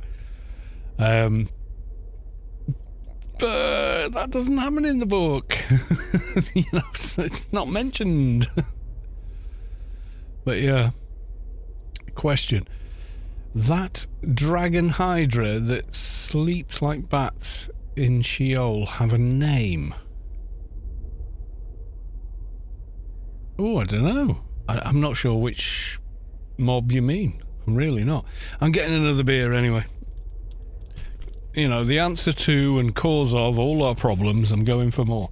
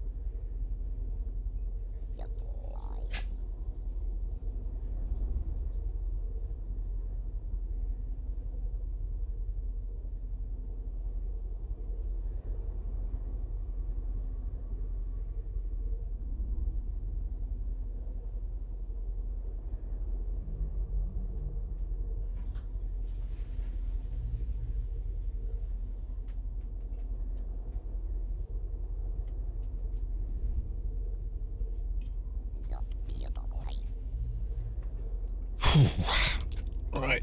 Okie doke. Helm's Deep, Pelennor Fields in the movies. Yeah, that is, you know, Two Towers and Return of the King is top cinema. I just got completely lost. I remember reading the books, and I think I'm lucky in that what I kind of had my mental image of what was happening was very close to what Peter Jackson imagined. In the same way, I felt the same way about Villeneuve and what his mind's eye saw of Dune. You know, and I like that they didn't do the Messiah kind of story with Dune this time round. Like, I think the studios got involved and went, "What do you mean our main guy isn't a hero?" It's like, he's not. He knows he's not. He's determined that he's not remembered as one. Let's give you a bazillion credits. Sounds like fun. The huge one in Hall of Sheol, where you run to go to Adonis, is a huge one. Head is bigger than you, or it hangs from a ceiling upside down. Oh, the orange and brown thing.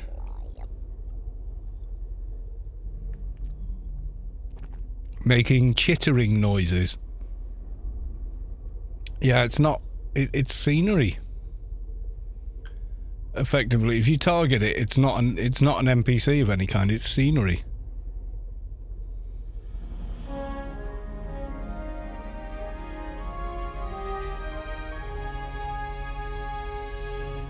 Shimmerer hunt, right? Big guns.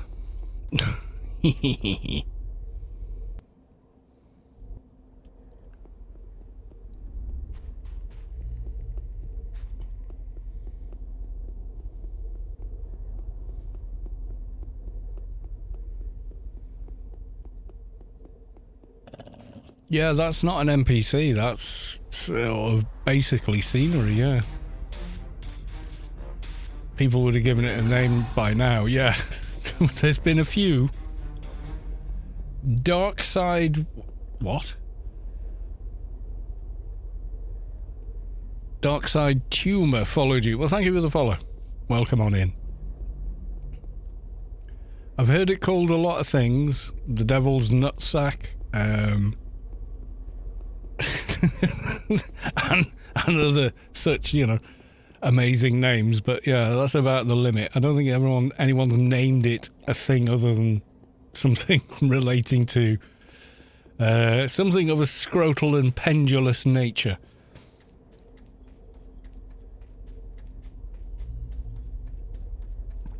Oh, Sheol. Oh my god, yeah, did you fall back to Rubicar? Even more so in Inferno, which was largely unfinished.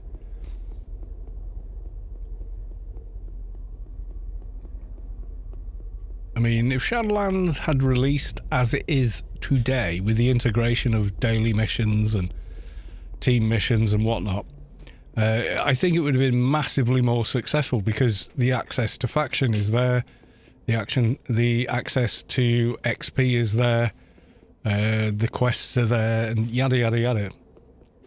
Unfortunately, it was in a largely unfinished state when it released, and it was like the lobby stuff was done, but anything mid-level and higher was like not finished yet. Unfortunately, they introduced it to a game with max-level players and no access to faction, which was the new mechanic which governed how much XP you got.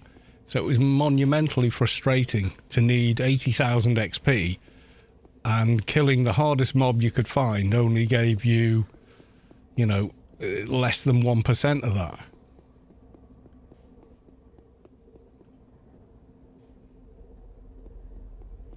Yeah, people kind of ran through Sheol.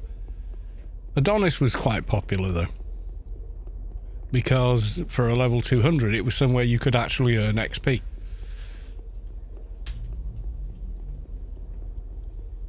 You having a bath? Aye. Okay. Mrs. Callis. Yeah, you know the dangly thing between Sheol and Adonis? The big red thing that hangs down over the bridge. Yeah. You've heard it called... Yeah, she's nodding at me now. Oh, is that what you mean? Yeah. And Mrs. Callis too's like, yeah, Devil's Nutsack, yeah. Yeah, that's its official name, the Devil's Nutsack. Confirmed.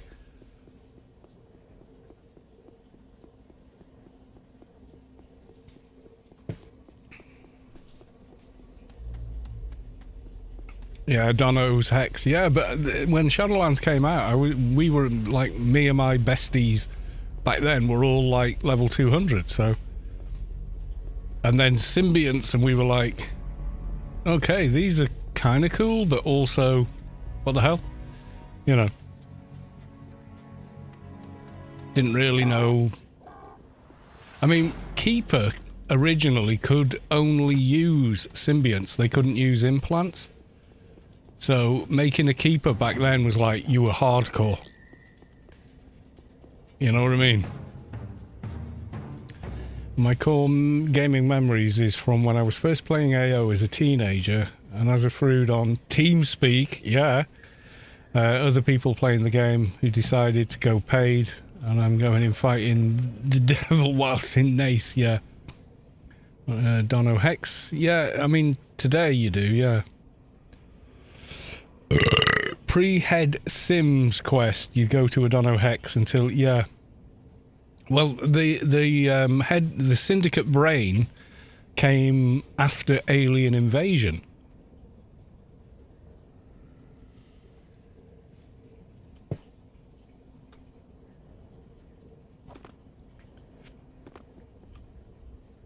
That came out with whatever. I can't remember the exact thread of it. Okay, what do we need first? Let's have a look at the hit list. Weakened Shimmerers. Okay. Prepare to die. Yeah, it was. Yeah, if you were a grid armor fixer when Shadowlands released, you were like, bad news, dude. You know, you can't use your main facet anymore. You're going to just have to tough it out and put armor on. And it was like, wait, what? Two-hand edge Enterprise. Yo, welcome to the stream. And then Old Buffer. Hey, Callus 2. How's it going, mate? Where is your life cam? Oh, you mean the... Yeah. So I'm streaming to Twitch and to YouTube, and that means I have to use Streamlabs, OBS, and OBS. But I can stream to YouTube at 50 megabyte a second, AV1, and give you the best possible picture quality. But the camera can only work on one or the other. So if you want to see me in person, yeah, if you nip to Twitch... I'll give you the link. No, don't break. Yeah, there you go. So, literally, that is where the camera is. Because it won't share the camera. It'll share audio, but it won't share the bloody camera. Oh, Mortig Pred. Okay, well, we'll just kill you anyway.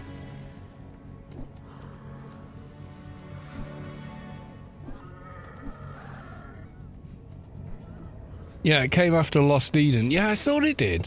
It wasn't there at the beginning, definitely not. We had to do the progression quests as well. There was no, oh, you're level 160, here's a free ring and equipment. You literally had to do the Milner quest to get to Penumbra from Adonis and every other place, you know.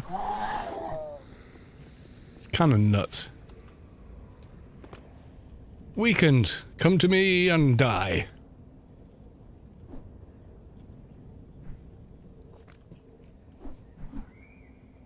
Yeah, I don't have to imagine GA4 fixers crying about Shadowlands. I was there. And they were like, what the fluff? And soldiers going, what do you mean I can't use RRFE?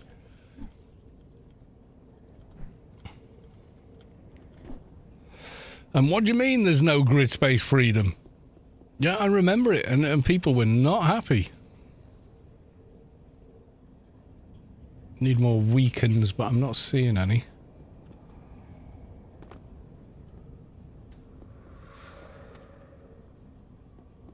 I think I need more weakens, do I? Yep, still on them. Ah, there's one. Weakened, come to me.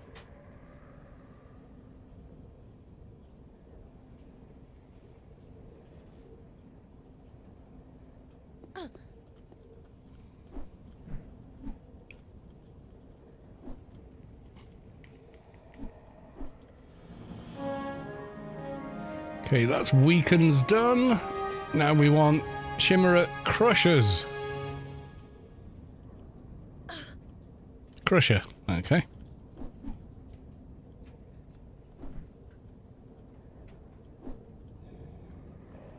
Yeah, when we only had like 64 NCU. Yeah, that was a thing. Ooh, I need health. Dimash!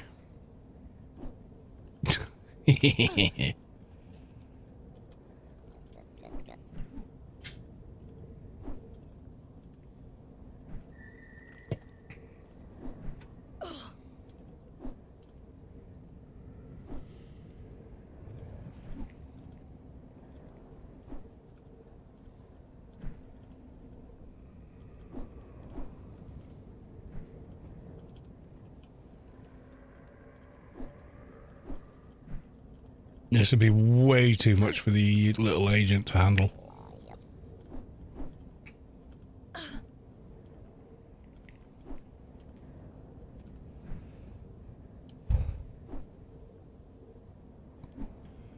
I've got a little tiny fly on the end of my mic. No, I don't. Oh no, that's the wrong one. No, I want not crawler. I need crusher. There you go.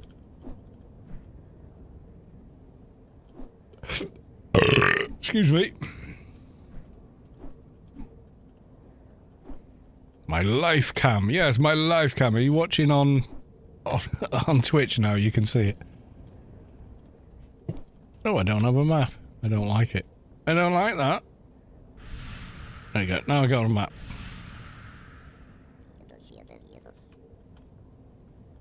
You are excused. Well, thank you very much.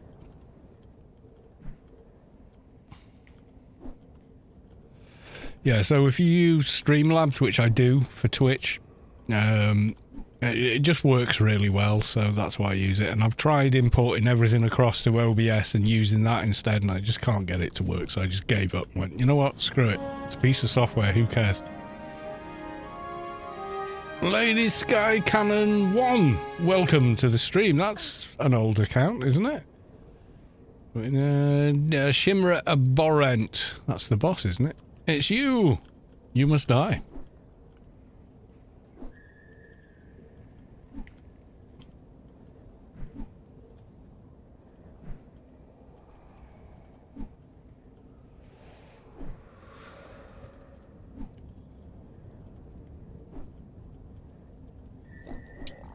I thought you were on Lady Sky Cannon 1972 these days.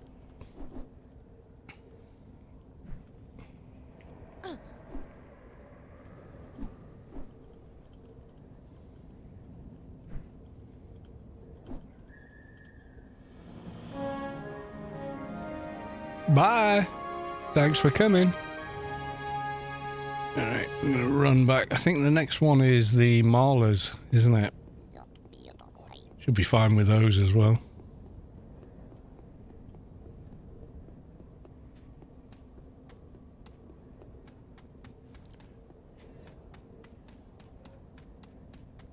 Oh, my sweet summer child.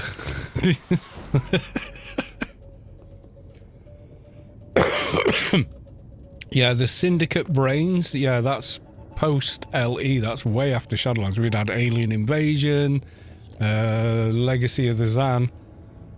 Or which came first? Was it Legacy of the Zan, or was it... oh god, I can't even remember. You had Legacy of the Zan, you had Lost Eden. Was Lost Eden before Legacy of the Zan, or after Legacy of the Zan? I can't remember the order they came in anymore.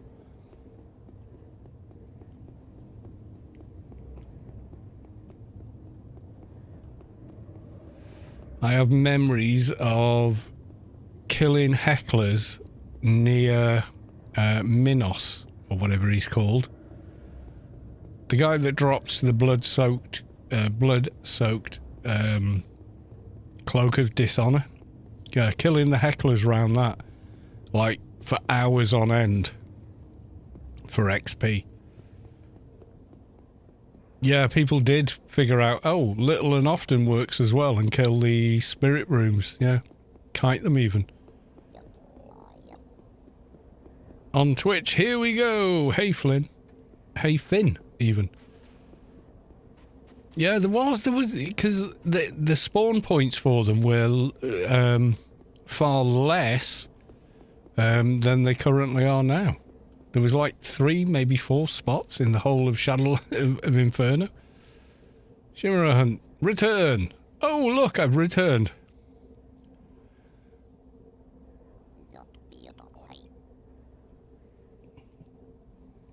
Where are we now? 212. The Song of Sorrow, you say? Norton Scourges in pen for hours. Yeah, we did the hard stuff. We really did. But at the time, that was the way to go. You know, it was like kill mobs for XP. Yeah, that's how you do it. There was no daily missions or any of that stuff, or Shadowlands missions. Had they introduced Shadowlands with Shadowlands missions and daily missions, it'd have been vastly more popular. People have gone, oh, what an amazing expansion to the game. You know, it's really opened up the leveling system and yada, yada, yada. Yeah, people would have just loved it, but it released as it was at the time, you know, and it's just how it is.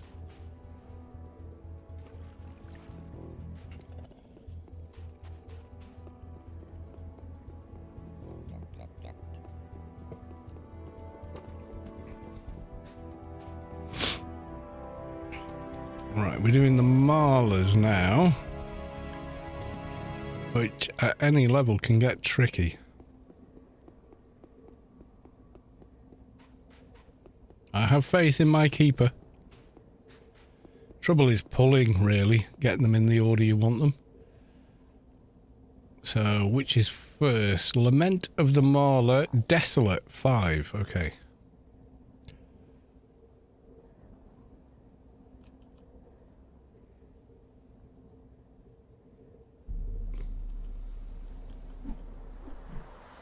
Yeah, Shadowlands was a whole new game.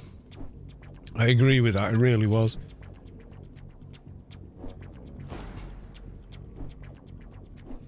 And it didn't quite sit right with a lot of people. It felt too fantasy and not enough the science fiction setting that AO kind of started with. So it did lose a large portion of the player base because of how it was released.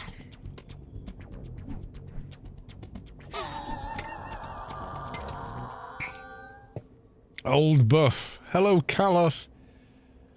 Lieber Gruber. Finish her. Okay. The German contingent has reported in. So, yeah, we're good.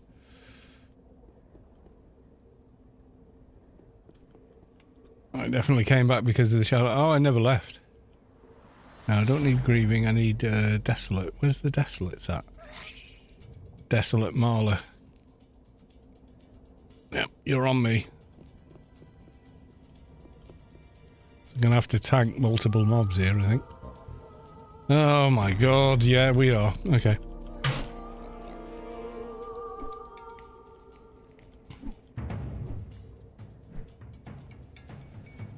The original player base was and still stuck in the backyard. Do you know what? You still can't zone out of a backyard easily. It's kind of bonkers, but you still can't. It's easier to grid out or beacon out than it is to actually zone out. Still.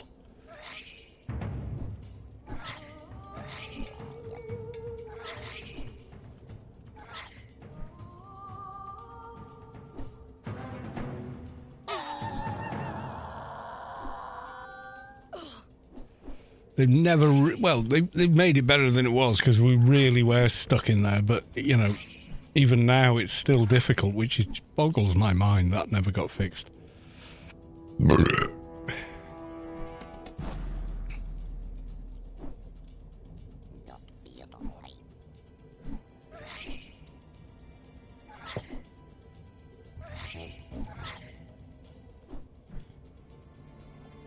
I'm seeing nothing but grievings, and I need at least 2 more Desolates. So we're going to have to tough it out. That's just how it is.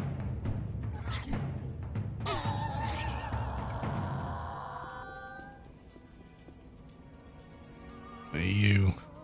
Sunfish, how are you down there? Desolate, come on. Without snares or some other form of crowd control, this is quite difficult.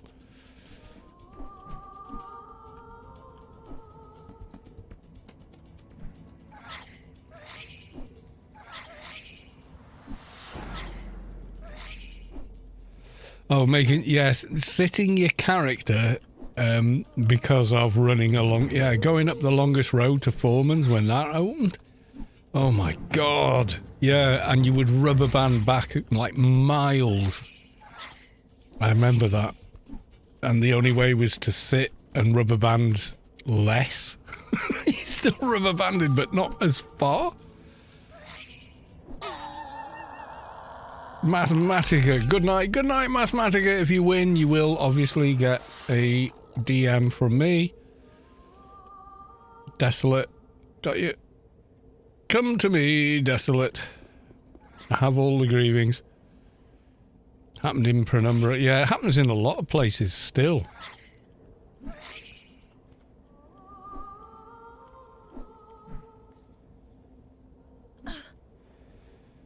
Who have we got?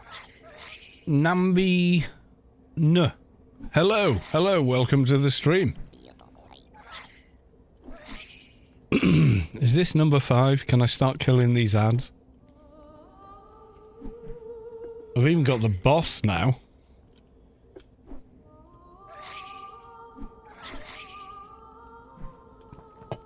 I'm not sure if I need to make space in my inventory. I think I do, actually. No? Okay. Well, I don't need these anymore.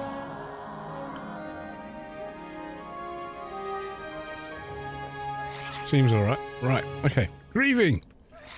Well, it's not like we're missing out on where the hell they are. They're right here.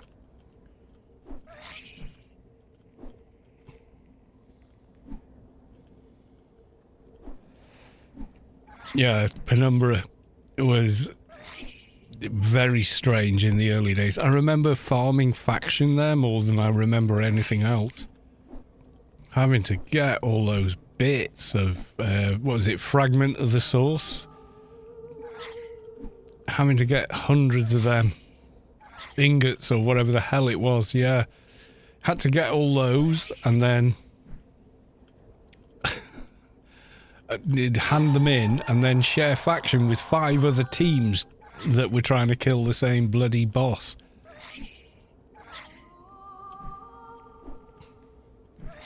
So I think it's 27, but it's more than one backpack full. And people, why don't you do the key quest? Because I'm traumatized. I have PTSD about everything in Penumbra, that's why.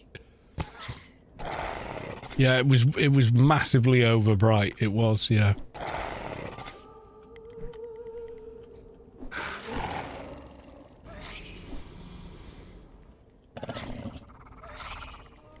It still is, and thankfully you can correct for it now, but yeah, at the time it was bad. It was so bad.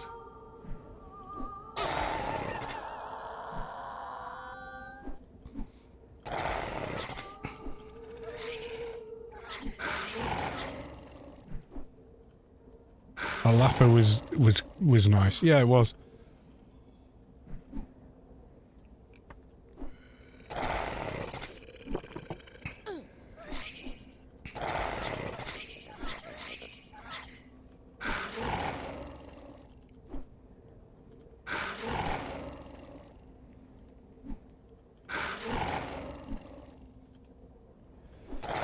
Yeah, I remember that camping the placeholder, having to sort of like, okay, slow down your damage in your team, you're doing too many specials, to try and even it all out so that, like, the old 3, 4, 5 even, teams could get faction.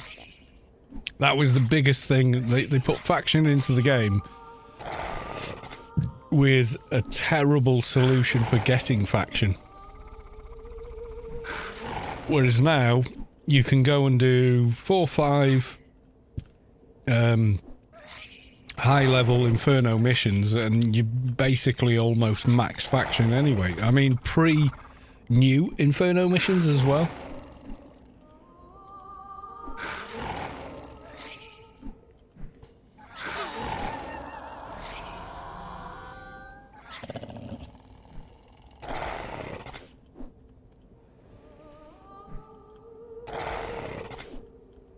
That bright white setting, yeah, it's still the same now.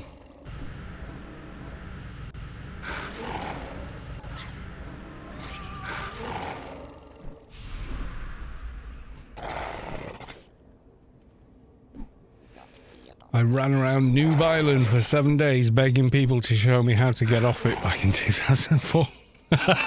Yeah, I can well imagine.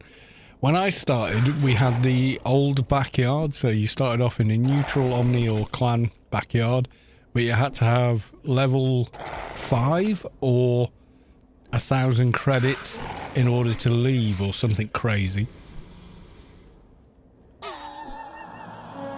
Right, Embodiment of Sorrow I think is the next one. Let's just double check before we crack on.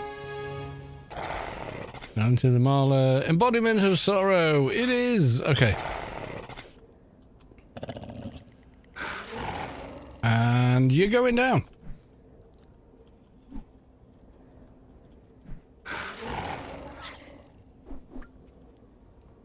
Yeah, the trick with the new Inferno hards is one person rolls a hard and then the other 5 members of the team roll a medium, kill all the bosses up to the penultimate one, so the second to last one.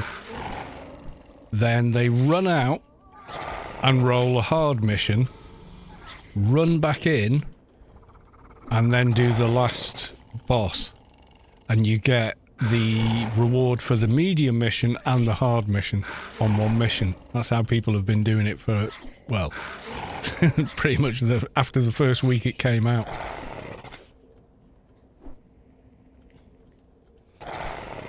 And the person that rolls the hard just gets the hard. Everyone else gets a medium reward and the hard reward. They get both.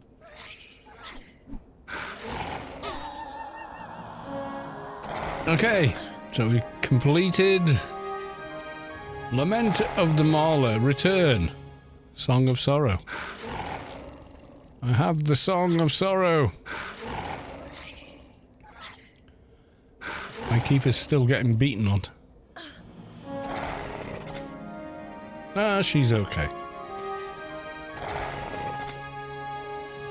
Sign me up. Facial shadows, you make smouldering shadow. Yeah, I need to get some loots now, don't I? What does he want? A strand from the smouldering shadow. However, challenge is the strand should not be broken. Okay, got that. The whole time with Riol, you'll have to face the shadows. Smouldering shadow. Yeah, I've got that, I'm sure. Give me 2 seconds. I think I pre-farmed some of the stuff. Let's have a look.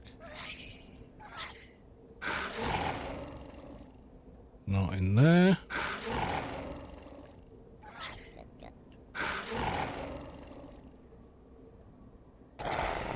Yeah, there we go.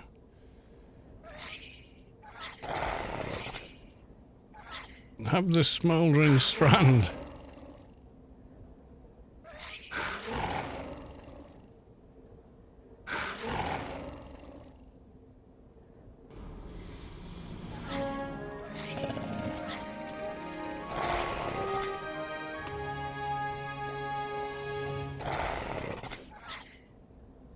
Feral Vortex Voids, yep. Okay, so that's a bigger one. And we're going to beacon and say goodbye, guys. It's been fun. Thanks for playing along, but we're going. I love beacons.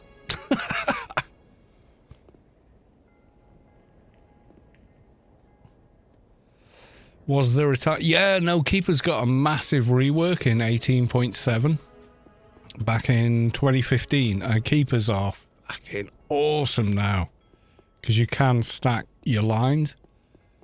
But you have to choose between the defensive imminence and reflect. You can't have both. Unless 2 keepers in the same team, they can. They just go, oh, I'll do imminence, you do reflect. And then you can do both. Which is awesome. But yeah, keeper. This is why I'm using a keeper, because of how powerful they are now.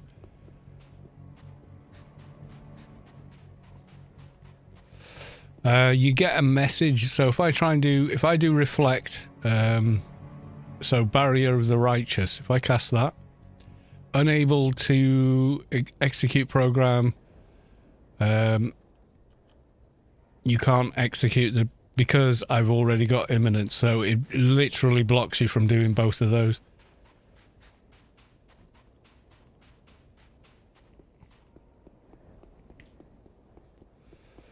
Otherwise it would be, yeah.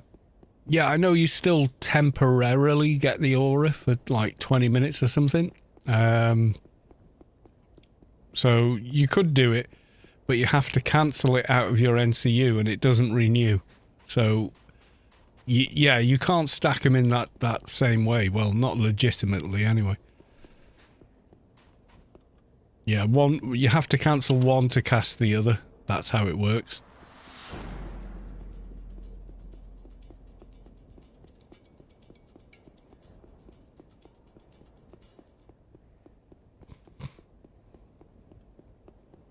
But you can have ward and either imminence or reflect running.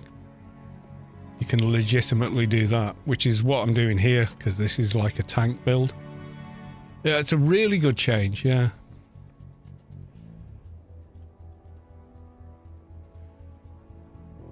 Oh, maybe I nipped out a bit too early. Yeah, I think I did. I nipped out too early. Right, okay. We can fix that. Yoto Marshes.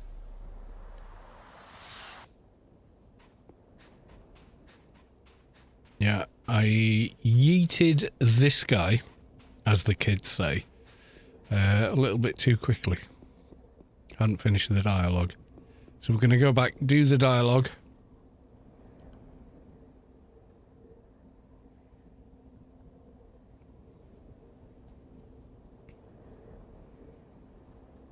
What will I get from this?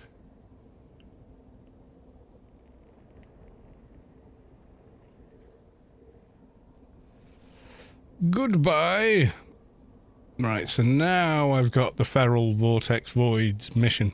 And I'm going to go get a beer while I wait for that to cool down. Excuse me. We'll go and get that bit done at least. Yes, we will.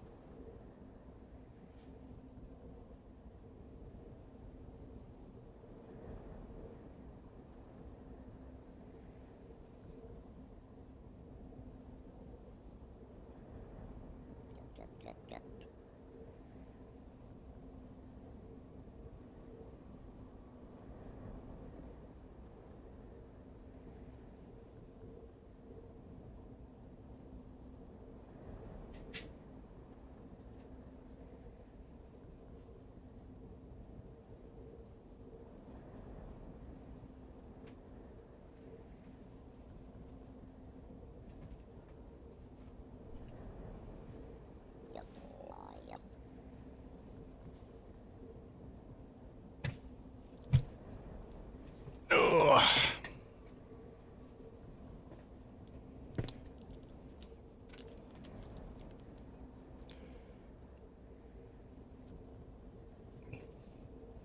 I put a 240 Excalibur beer o'clock. My level 100 keeper, that was pretty funny. Yeah. Buffs and wrangles stack.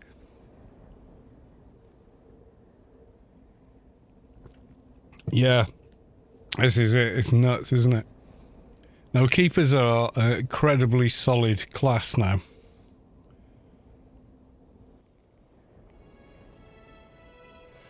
I think they're more fully realised than they have been previously.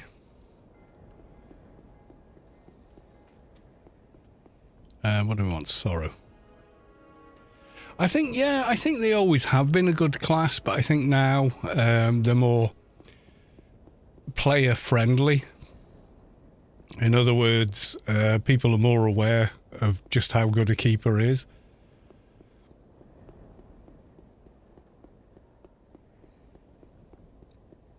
They're much better now than they used to be. That's for sure.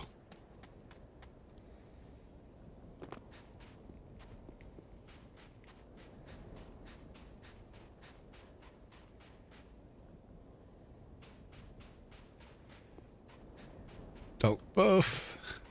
Tiptoe through the tulips. Also, we have IP to spend. So let's do that while we get there.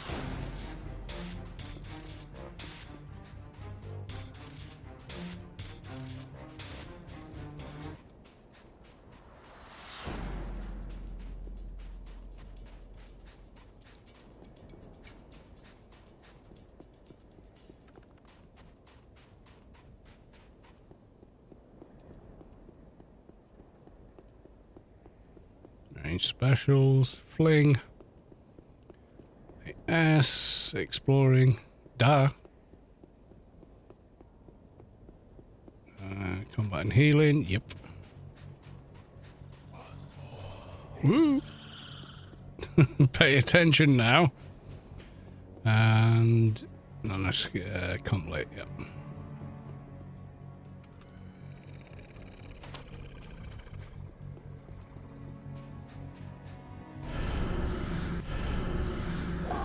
I don't want to fight you.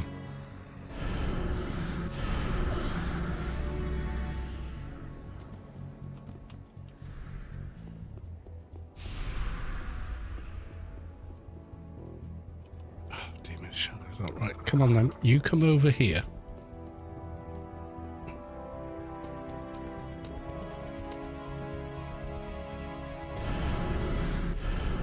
Prothean, no one gives a shit about you. Unless they're looking for an insignia.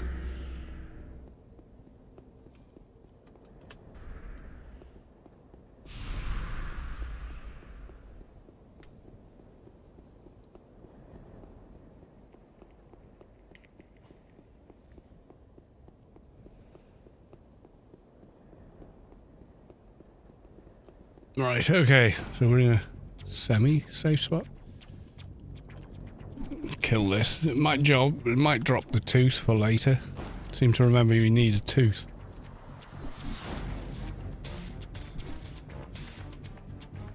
I can't remember if it's an Ember Shimmerer or a different mob.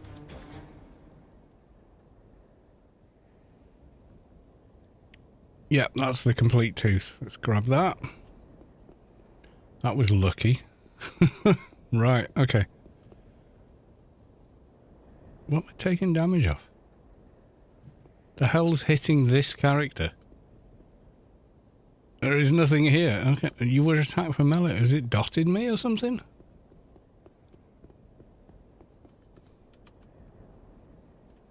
Right, okay, whatever. Right, Feral we need first. So let's just pop the procs and pull.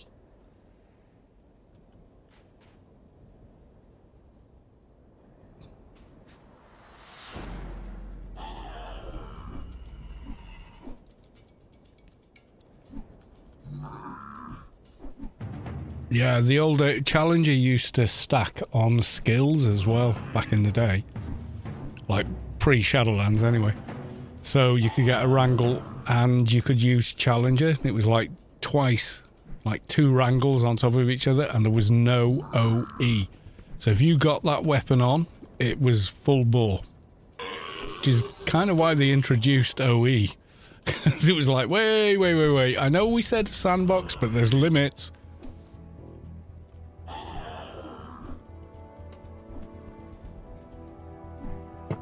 So they made it plus damage rather than plus damage and skill.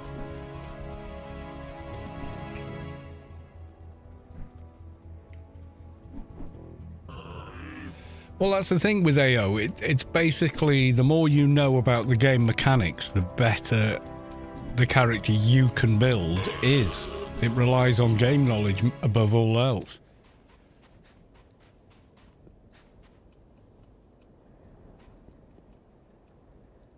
I don't need these guys yet. I need the other ones.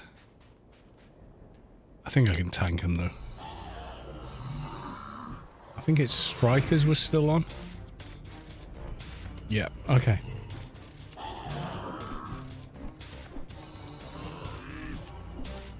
Yeah, Cleavers, Support Beam.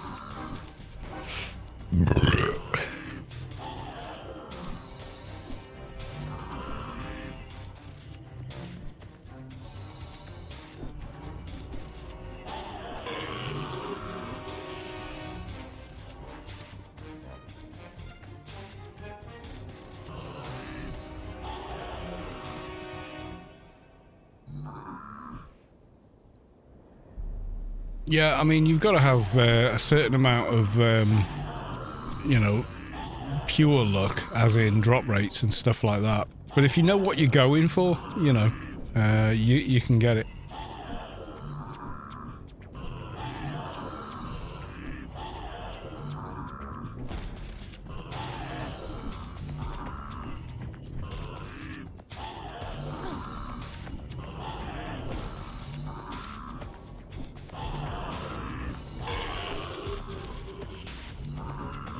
Striker, fair game. Yeah, I mean, you look at some of the twinks people make now. They, you know, I mean, 4 out of all implants are like quality 180. And that's pushing the envelope, but they can do it with laddering.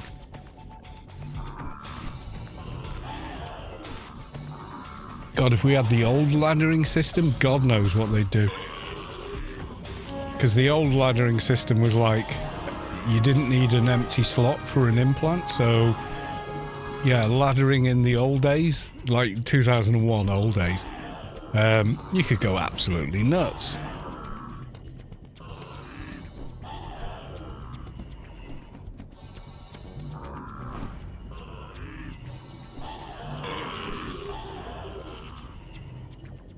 I think we're on soothers, I hope so. I just killed one. Yeah, soothers, yeah.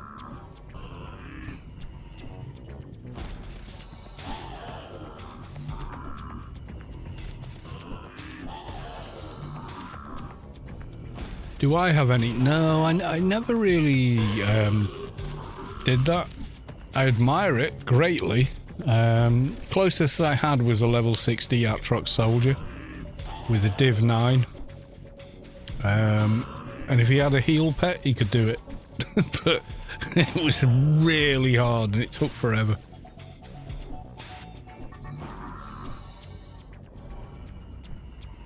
It was basically every chance he got, he recast Mirror. That was the technique of the time.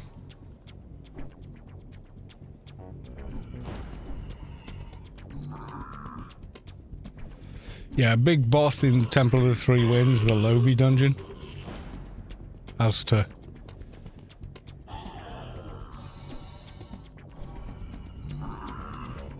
Yeah, as Tua, but he doesn't spawn until after you've killed the others. So you kill the one that looks like a demon pet, then it turns into, well, basically something that looks exactly like one of these. Then it turns into Azzy, the big guy. Yeah, I can't remember the sequence. One looks like a demon, yada yada yada, so... Right, we want the Mind Breaker now, I think. Let's double check before we crack on. Yeah, Mind Breaker.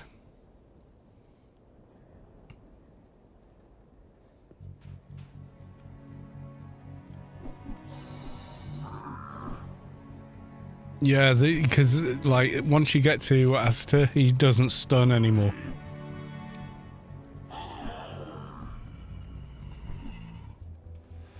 The guys that stun you were absolute, you know, I could easily out-heal this, but I can't heal because I'm stunned, you know, is the killer.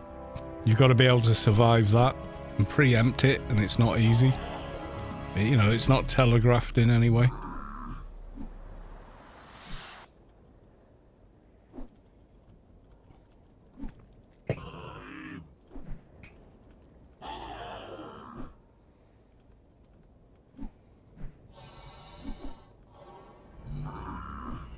Defender of the Three looks like one of those. Yeah, that's it. So it starts off with the first one who looks like an MP demon. Then it turns into one of them. And then it turns into, or Asta spawns. It's kind of the sequence. Right, feral work, that's done. We get a book and some XP, but what comes after that?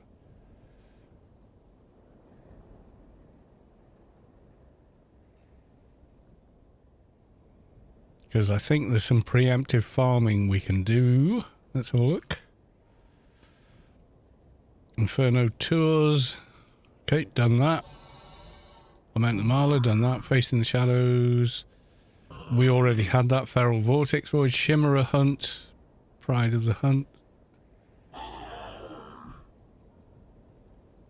What's on me now? Oh, yeah, whatever. Whatever, dude. Alright.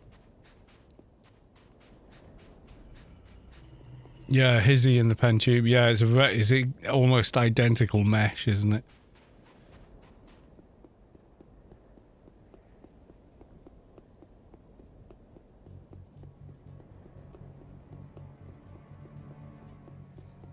Let's park him over here. Return to the Oracle. Gotta look up the Callus 2 guide, yeah. I've done it on so many, yeah. Coal lizard skin, smoky salamander skin.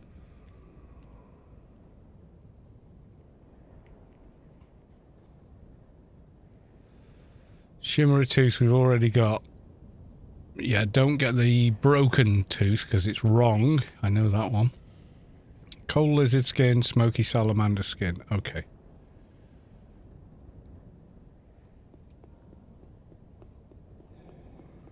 I think I can solo that on the agent.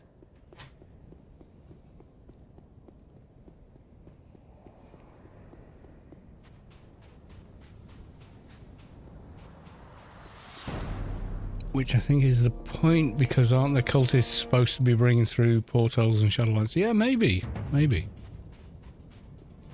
That might be the thing. I'm not sure. It could be that, yeah. It's never fully explained. I think it leaves a lot to the imagination.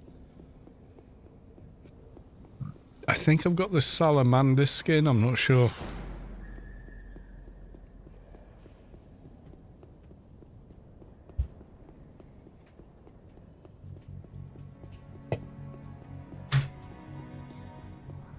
Is this the Hold Hell at Bay quest? No. Inferno Tours, John Goodhorse. We already has the fully upgraded Hold Hell at Bay that also protects you in every Shadowlands area. So you don't have to naff about changing armor, which is good.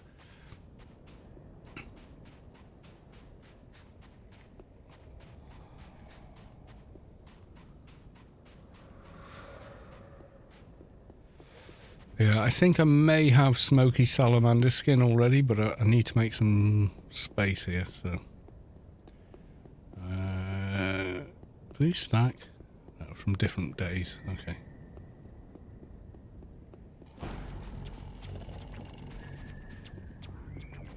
I think I've got the salamander skin already, I'm not sure.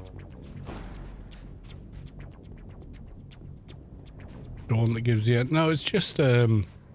Inferno Tours does give you some rewards. We've done the plausibility ring, but we're doing this mostly for XP than anything else.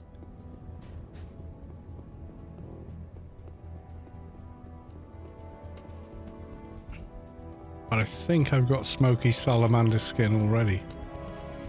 I'm not sure. Oh well, we'll soon find out. Yeah, if you do the whole quest line, yeah, it is worth a ton.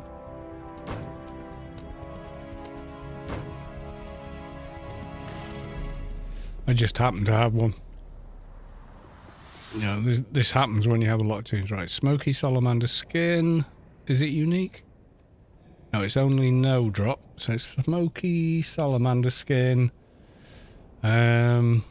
Coal lizard skin. I'm sure I picked one of those up. Oh, that's where my other fixer grids went. Okay.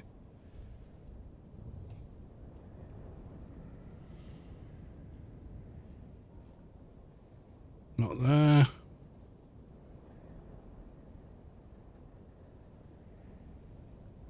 Not there. I haven't got it on me, I don't think. No. Okay. Need a coal lizard as well.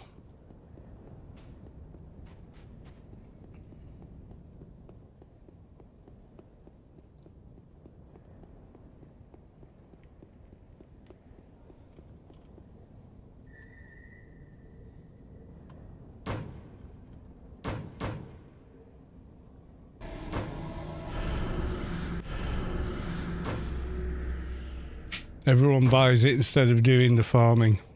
Well, not everyone. Someone must be doing the farming. Cold lizard skin.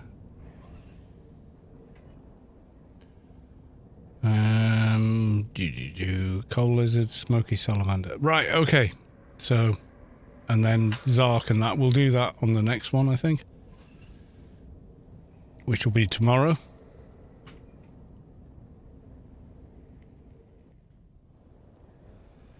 So zone to here. Actually, let's do the same with you in case I need them for something.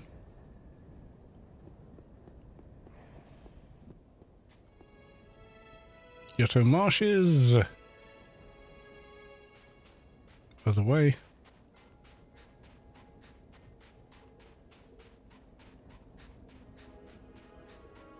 Yeah, there's some similarity, yeah. But Inferno Tours also wants them. Okay.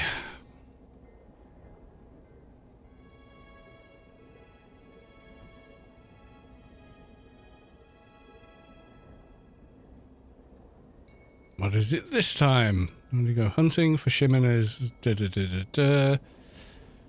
I'm ready. Okay, I've already got Spec 4, so...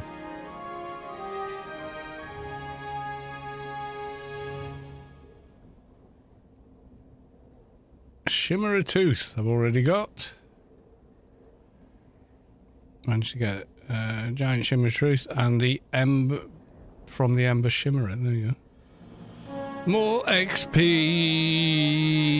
Thank you. Sure, why not?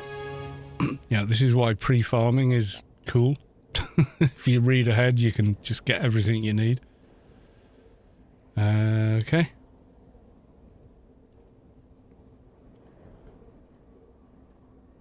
Not too bad, whatever the hell it was. So what do you offer me? Smoky salamander skin and coal lizard skin. Sure.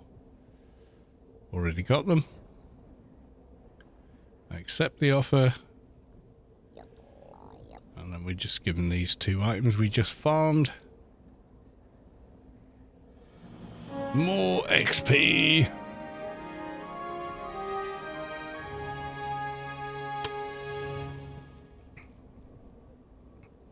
This is it then. Apart from Zan, Zark and Razor. Yeah, and we'll do those tomorrow. I'll do it, but, you know, not right now. Goodbye. I think if I stay FB Doc, use CH and other heals, there's no way we can't do it. So, yeah. Okay. Right. Who Melds is streaming Anarchy Online on Twitch. Let's have a look.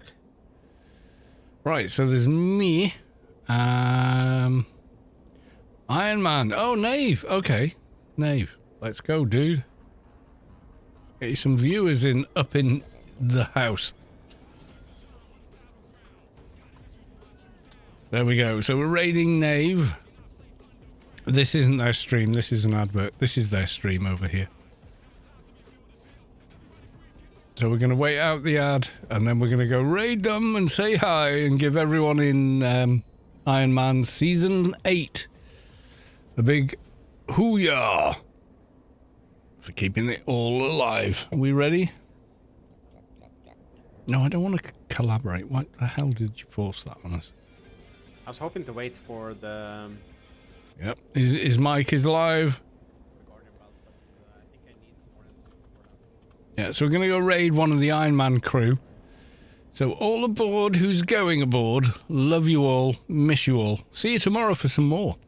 But until then, I will just say, bye for now.